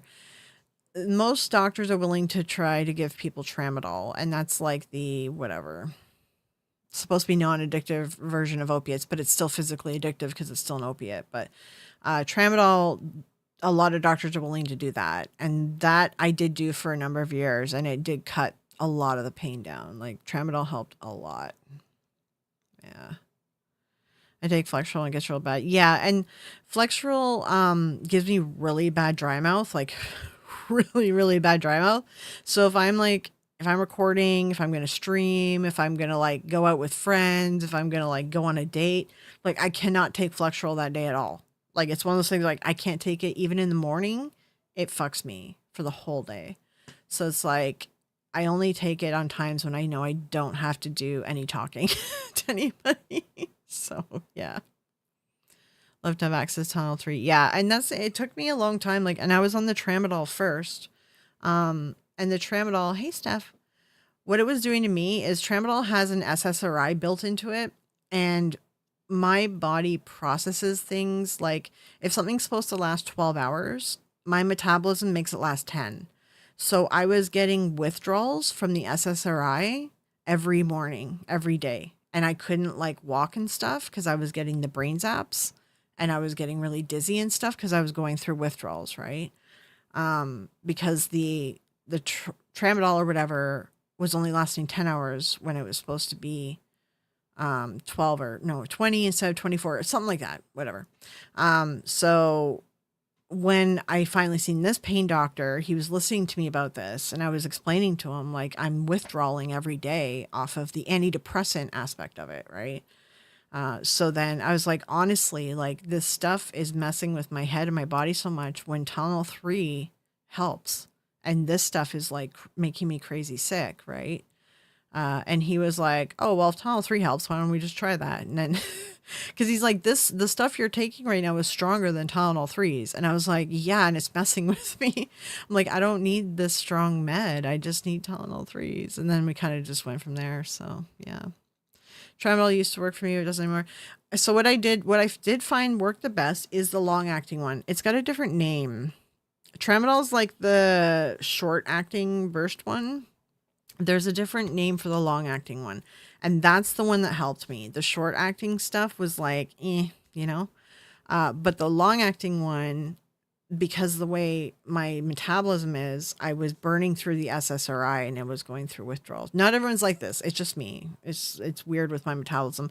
I've always had trouble with antidepressants because of this issue. So, but yeah, and now I do have an antidepressant that works for me though, when I don't have this issue. So, well, the issue, my doctor finally figured it out a few years ago, because I was describing it to him, like everything I've been through anytime I touch anything that's SSRIs in it. And he was like, "Oh, that's because you don't have a serotonin issue." He's like, "You're probably producing too much of it." He's like, "I think you have a dopamine issue." And then he put me on an antidepressant for dopamine, and I've been perfect ever since that. I'm like, I don't have any of the bad symptoms.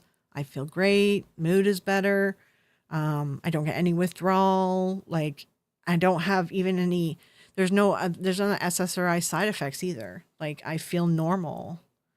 And it's like, it's crazy because it took like decades to figure this out. Like, it's so nuts. And part of it was like, I just wasn't describing it to my doctor fully, you know? But when I got older and like I was starting to like learn my body more, because I was part of therapy with the anxiety, and then I took therapy for pain relief. They teach you to learn your body, right? Write down everything, like explain in detail how this pain feels, explain in detail how this feels. And that helped me communicate to my doctors better. And then they could figure out what was going on, because I wasn't communicating it because I didn't know how to put it in words for a long time. So, yeah. I have a pain pump. When I first got it, it helped. Then they changed the medicine. It hasn't helped since. I've told them every 3 months for 6 years. I don't care. Yeah. And the other thing I do too is I do take a break from, don't do this. I don't recommend this, but it works for me. Because I haven't had to do any dosage upgrades. Like, I've been on all these meds for like a long time. And I haven't needed to go up in dose, which normally people do with opiates. They get used to them and you have to go up. So I take a break from my meds for like one or 2 days a month, and that resets my body. So, and that has helped me not have to go up. But yeah, it's very difficult as a pain patient if you don't have a good doctor, because then you don't have anyone to advocate to properly. It's really rough. There's some other people I follow on Twitter that are going through the same issues as you, Julie. Actually, there's one that there is a girl I follow on Twitter, and she has the stenosis and she has the CRPS, and then she got long COVID on top of it as well. And she's having the same struggles as you too. But she's really sweet, and like she does like her like every once in a while, like she tries to do like happy posts and she's very nice. I like her. She's like motivating. But I watch her struggle, and it's rough. It's rough, yeah. Taking a break from meds help you from building a tolerance. Good idea, unless you absolutely can't. Yeah, and that's what I've been doing. And like my doctors know, like, don't do this on your own. My doctors know I do it. They're aware of what I'm doing. They say it's working. Keep doing it. So, yeah, I take a day or two, and I only actually need like 1 day a month to reset my tolerance. That's all I need. And that's probably because of the way my metabolism burns through medications, right? So, yeah. Take a break for a week. I would never be able to do a week. I can't do a week. I can do a day, but all I really need is a day. I can maybe do 2 days. But when I take the break, I don't stop all the meds. I keep the long acting med going. And I just cut out like anything that's burst medication. Or I lower it a lot. And then some stuff I just don't take altogether. Like you're supposed to take breaks from your ADHD meds. So I do that. Like you're supposed to do that like every week and stuff. So I do that too.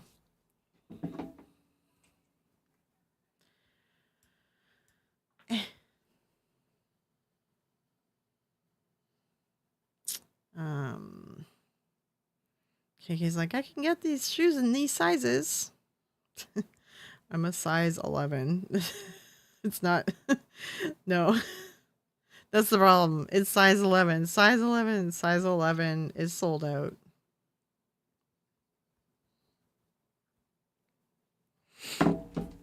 The Twitch chat's been really quiet too. I want to do more streaming to I think like Facebook would be better because I've noticed there's a lot of paranormal kind of dealios on Facebook, like paranormal groups and paranormal pages and stuff. So I want to kind of maybe plan to do Facebook, but I need to get the bigger follower. It says I need 100 followers to be able to do it. So I really don't do a good job doing social media stuff because I used to do it all the time and I just don't want to do it anymore. Yeah. Almost every day I broke my back. Yeah. It's like you gotta. Yeah, it's a lot like the one girl I follow on Twitter. Like she's at the point where like she needs caregivers and stuff to help her every day to make sure that she doesn't accidentally fall and stuff. Yeah. Being a woman doesn't help with dealing with doctors. Yeah, it can be a problem with certain doctors for sure. Yeah. Yeah, Tylenol is more deadly. Yeah, and that's the thing. Like, I started on the Tylenol 3s, and I was like, oh, I need a little bit more. And then I was like, but the Tylenol, like, actually, I can feel like it's making my stomach hurt and stuff. And I was like, can I get, this is when we were first experimenting switching meds. So I was like, can I get Tylenol 4s? Because Tylenol 4s is the codeine is the same as 2 Tylenol 3s, but it's only 1 regular Tylenol, right? Because he was like, oh, I can just give you more Tylenol 3s. And I'm like, I don't want to take more Tylenol. The acetaminophen is messing with my stomach.